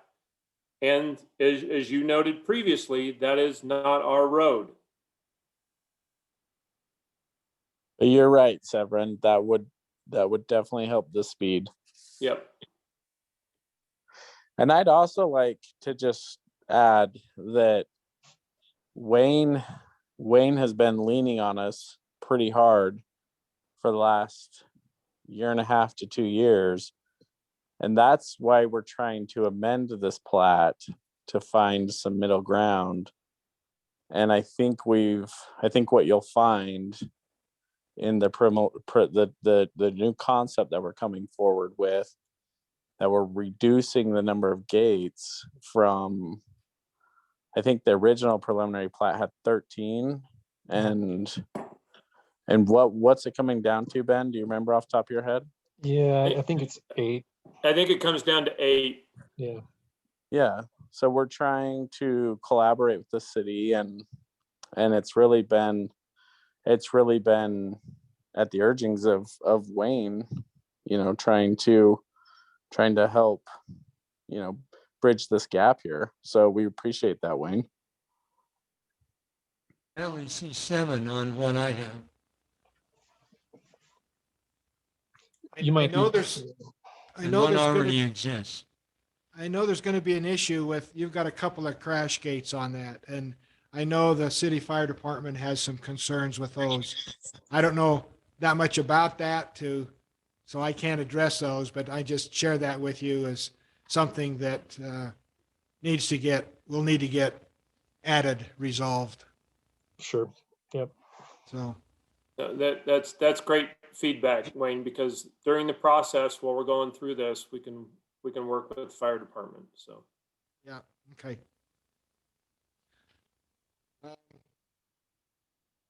So we make a proposal? Yeah, let's make a motion. I'd like to see. I made the last one. Larry, you want to take a stab?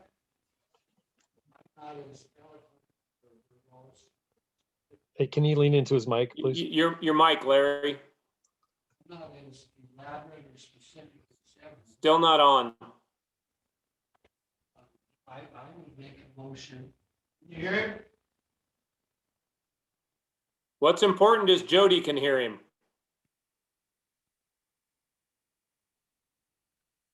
I would make a motion that the Planning Commission recommend private roads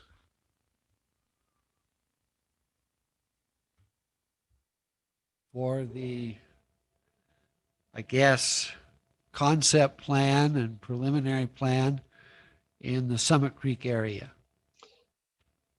Oh, I can't do that though, can I? It has to be, yeah, it has to, so I will change that to citywide. Private roads in the city of Woodland Hills. And That's it. I'll second that.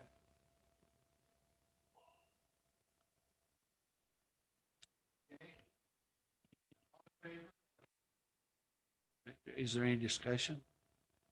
Just a quick clarification. So this is just railroads only. We're not putting gates in this one. this No. will be the next one. Hey, Sorry, I was just that far, didn't talk on my mic. I was just clarifying this is just private roads, and then we'll have another motion for gates. All in favor? Aye. Aye.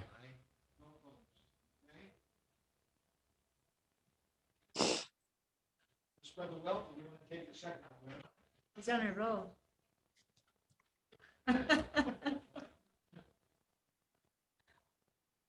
I'll propose that we allow private gates on private roads. Second.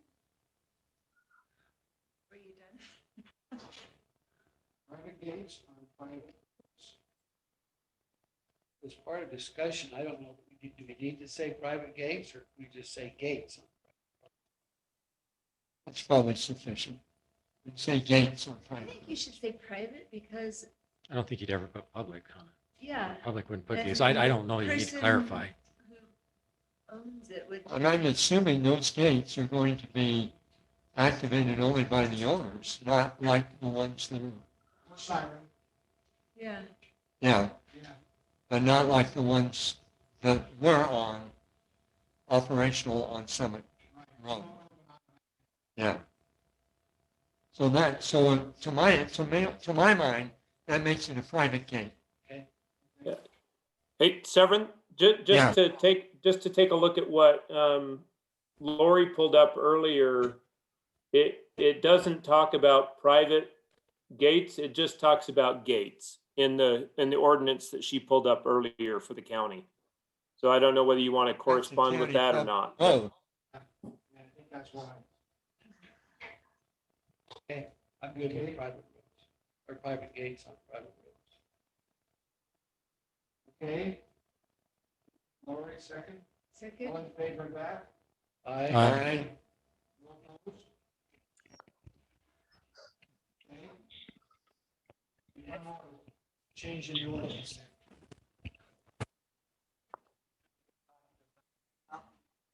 overlay zone. The Mountain Villa overlay zone in R119. Okay, I'll propose that we change in R119, the Mountain Villa overlay zone to eliminate, what do we eliminate? To allow gates to be functional, to close. Okay. To allow functioning gates rather than those welded shut. I second. Lori, second.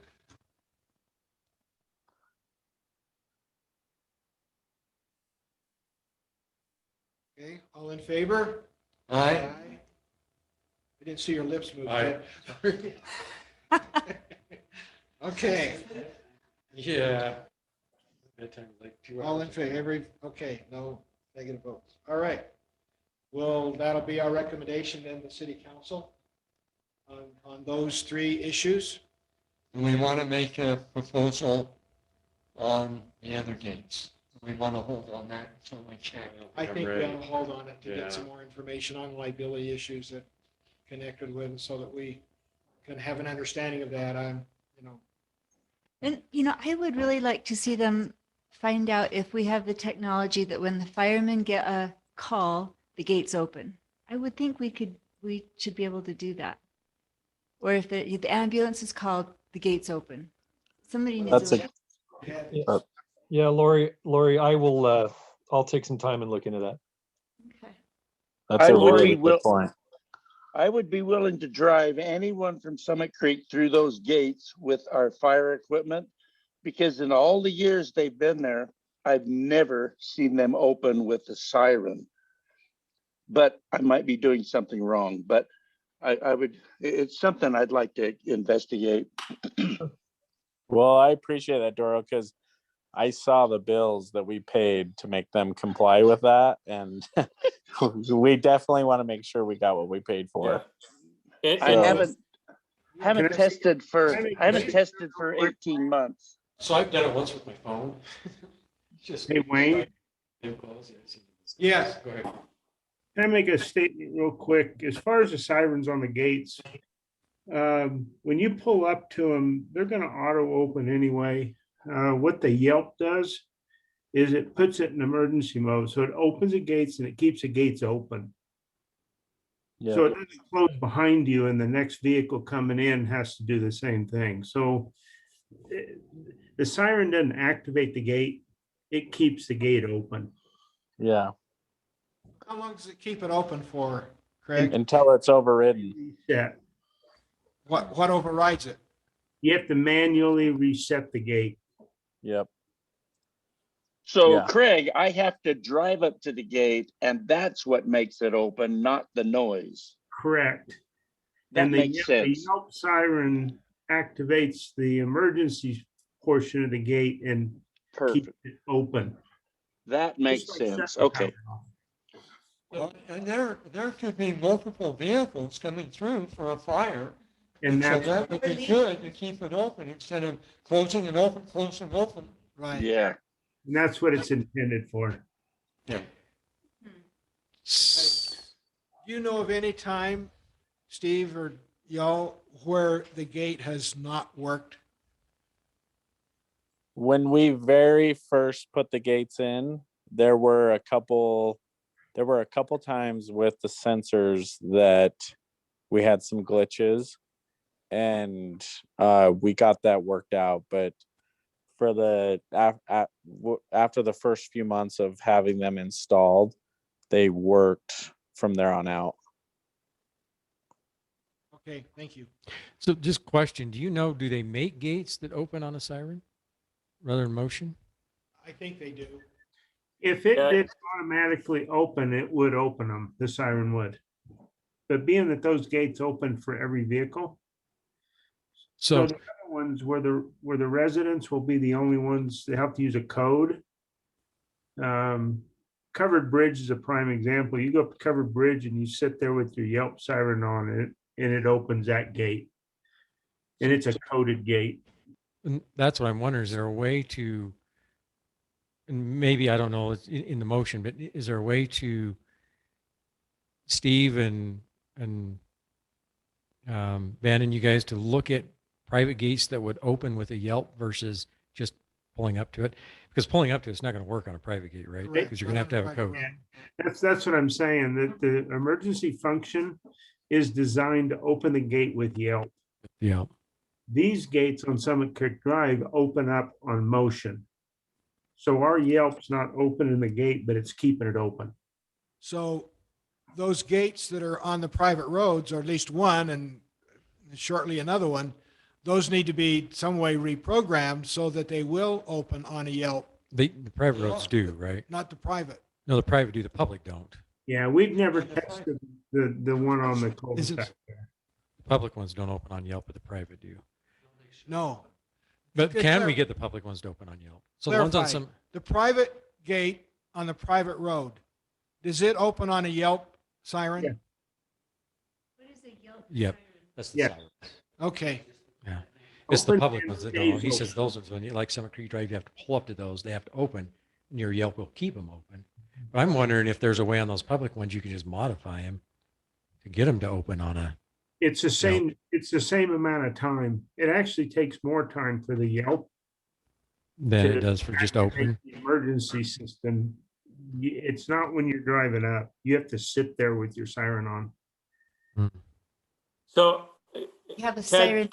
yeah, Ted, to make that point, I think, Wayne, can we have just some time at the next planning commission meeting to do a report on the safety features of the gate? And, I think you know, that'd in the be great. meantime, Ben and Buck and us and Craig, and Doral, we can all do our research and make sure that, you know, we're giving an adequate report to the planning commission.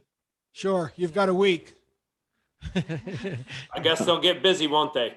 Okay, Steve, is there also a way, and now I'm probably going way off, but to include in a home purchase agreement or something like that, just that people understand when they have a private gate that emergency services could be delayed. Just a caveat, Yeah, like a part of the disclosures or something. part of a disclosure, something like that, so they understand. Because in Chief's point, if these gates are, you know, coded and you have to pull up there and turn on your Yelp and wait for them to open, you're probably going to be delayed longer than the 20 seconds that the other ones take to open on the private public road. So they understand they could be delayed a minute or so. So maybe just an understanding. Yeah, if this all goes through, I think that would be a good idea for you guys to implement so that the citizens there do know that the risk, you know, and they're reminded of. So, Yeah, Ben, could you make a note to add that to our disclosures? Yep, I got it. Hey, Yeah. Craig, that's a good Craig, idea. you're still on? Hey, Yeah. Craig, Lori wants a sound of a Yelp siren, so she knows what it is. Go ahead and give it to us, Doral. I Hey. just woke up the whole family. Yeah. Hey, look, the That's a- gate just opened. See, the That was very great thing good. is, yeah, see, the great thing is, Wayne, Doral is correct. This meeting is much more entertaining. Especially from the position he's sitting in this meeting versus the other. That's what I mean, yeah. Yeah, yeah. That's a yeah. Very good. Well, we've got that dressed now. Okay, let's see. Ted just put it on his phone. Doral, I helped you out. I just played on my phone for her. I like the other one better too. But she I liked must- yours better. I must have been wrong. This is recorded, right? Yours seemed more Yep. real. I'm going to play that one out the window next time we're driving down the road. Okay, let's, whew, my goodness. I don't Yeah. want to break a city Five council slides when you're having time fun. period here. 7. Item 7, public hearing topics for April. Consider to give some thought to development construction standards. As I've continued to look at those, I'm changing my view just a little bit of breaking them where they do pertain to lot development, put them in the title, put them or in the zoning ordinance, and separate them out, not put two sections in development and construction standards. Maybe we'll need to put them in both, but anyway, just think about that as you're reading through those two, the best way to handle those. I'm kind of having some second thoughts, and not saying that I'm right, but we'll talk about it further. We're going to be changing probably the fire hydrant, some of the requirements, not from the subdivision standpoint, those will retain, but an individual lot owner. What we have sometimes is the person puts his house too far back in the lot that the fire hydrant hose is not adequate to reach the back of the lot or the back of his home where the requirement is. But there's some flexibility in that, and Craig Northup, our fire chief, is putting put together some new wording that pertains specifically to that. He's extending that to 250 feet rather than 150 as it stands now. But for lot development, it's in our development construction standards, and that most always pertains to subdivision. So I'm going to break them up probably and put part in Title 11, zoning, and then the part that pertains to subdivision development, leave it in the development construction standard. So just kind of a heads up with that. We've got an issue with shake shingles. The Can you city, say that 7 times fast? well, if you will, there's no city code that is against it. There was a CCNR that was against it, but there's no city code that's against it. So I want to add that to our zoning about shake shingles and get that done and not have the issue with that anymore. Robert Nelson had those as improved shingle down his subdivision. I told him to take it out of the CCNRs. And let me just testify, having lived through the firestorm in Oakland, California, you don't want to have shake shingles in an area where there are a lot of trees, because those houses went up so fast in that firestorm that I'm sure part of it was because of the shake shingles. Yeah. Some will say, well, the shake shingles are treated with fire retardant. And while that may be true, that dissipates over a period of time and never get retreated again. So particularly older ones are really susceptible to problems. So that just a little background with that. Driveway slope. It's important for a developer to know because he's going to be developing lots. And if he's got a problem with the lot and having a 15% driveway, then he's got to address that when he's developing a subdivision. But that in turn also pertains to the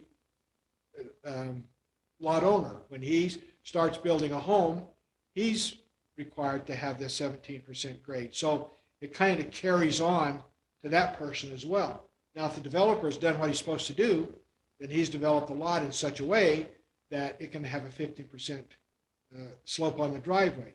But if people start fooling around with their home and putting it in a different place that the developer perceived it as being and made an allowance for that 15% driveway, then he needs some flexibility to do that, but then he needs to be bound by the same 15% grade as the developer was. So that's something that we may need to address in both development standard as well as in the zoning ordinance. So as you're reading through and going through that, some of that stuff, give some thought to that kind of thing. And in future public hearings, we'll be making some changes to the things that we took out of the codification that was new, trying to keep it as much original as possible to the old code. But there's things that we need to add in there. For example, there was a section we put together on trails and walkways that we need to add back in there, maybe with some adjustment. We'll have public hearings on those things. We have very, very little in our current ordinance on landscaping things, and there needs to be some attention to that requirement. And so we had a whole section on that we took out because it was new. So we want to put that back in some form or another. But again, we'll have public hearings on those things to get public input as we decide how best to address those. Would landscaping issues address fire prevention? No. Okay, just It's to make it look aesthetically pleasing, not Correct. Well, removing trees. runoff could be an issue too, stormwater runoff, to control that. That could be maybe part of some landscaping options. We don't want trees. Some of it is already part of our fire ordinance as far as landscaping and what can be close to a house and what can't be. Some has to be sprinkled if it's close and that sort of thing. So, but we want to look at that. And as we get ready to do this, I'll send you copies of what we had ready to go. We have all talked about the landscaping thing before, and but there may be some other things that we need to include or overlook. So I'll send it out to everybody again. We talked about it in anticipation of putting it in the codification, and then decided to pull it out. I'm glad you're going to send it to us because you don't send us enough emails as it is. And so we need more. You heard it. You heard it from Lori. Yes. That's good to That know. is true. It's all because of you and Ted. If it wasn't for you and Ted, we wouldn't have you. Blame the new guys. Yeah, I admit I probably fell down a little bit in keeping everybody notified as I should have. So trying to make up for it. So. Very good. Anything else that you all have questions about, or yeah? I know what it is. I have a motion. I move that we adjourn. Okay, all in favor? Aye. Very good. Special thanks to Jody for hanging around with us. Yeah.